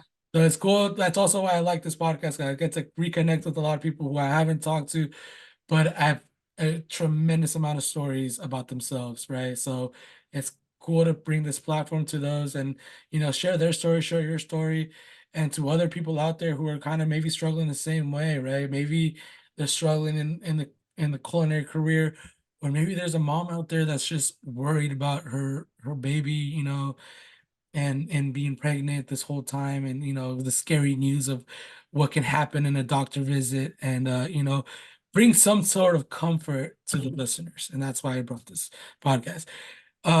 Cheryl, before we close, where can people reach you, for events, party rentals, anything like that? Your Facebook, Instagram. So shoot it up. Yeah, so event planning is called Wonder and Bloom. You can find me on Instagram at Wonder and Bloom Co. Uh, the print on demand Etsy is Hello Aiden and Oliver. Uh, Um, so you can find me there or on Instagram too as well. I took a little bit of time off from it for the holidays and then I'm going to start back up, but we always do like customizations and things of that nature. I've recently had to like change my personal Instagram because I got hacked oh, and interesting. I just kind of, yeah.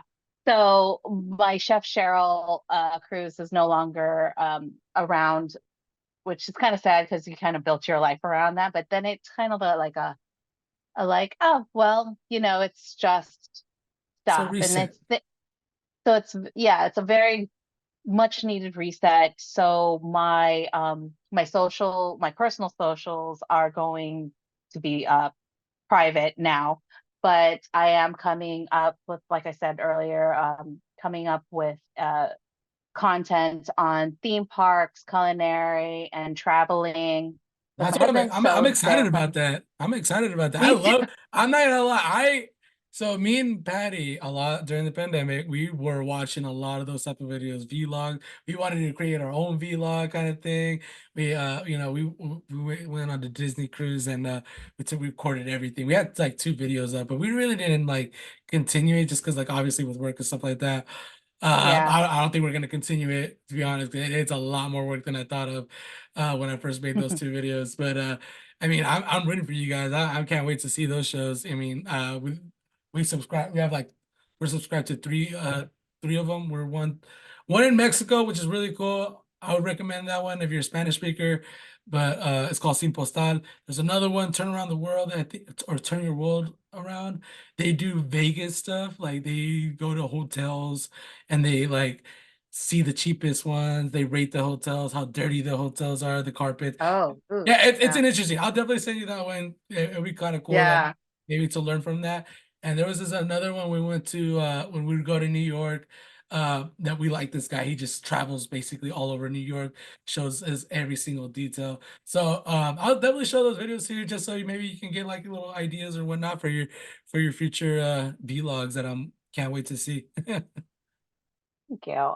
Yeah, so I mean, I just literally put together an Instagram account for it, called at Parks Bites Adventures, Okay. like literally all in one word.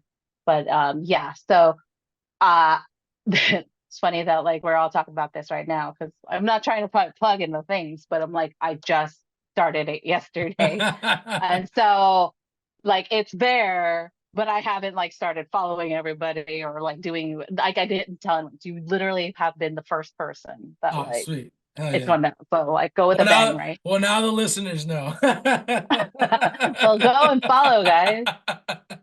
All right, Cheryl, thank you Yeah. so much. It was awesome to bring you here. It was awesome to catch up Thanks and for having everything. me.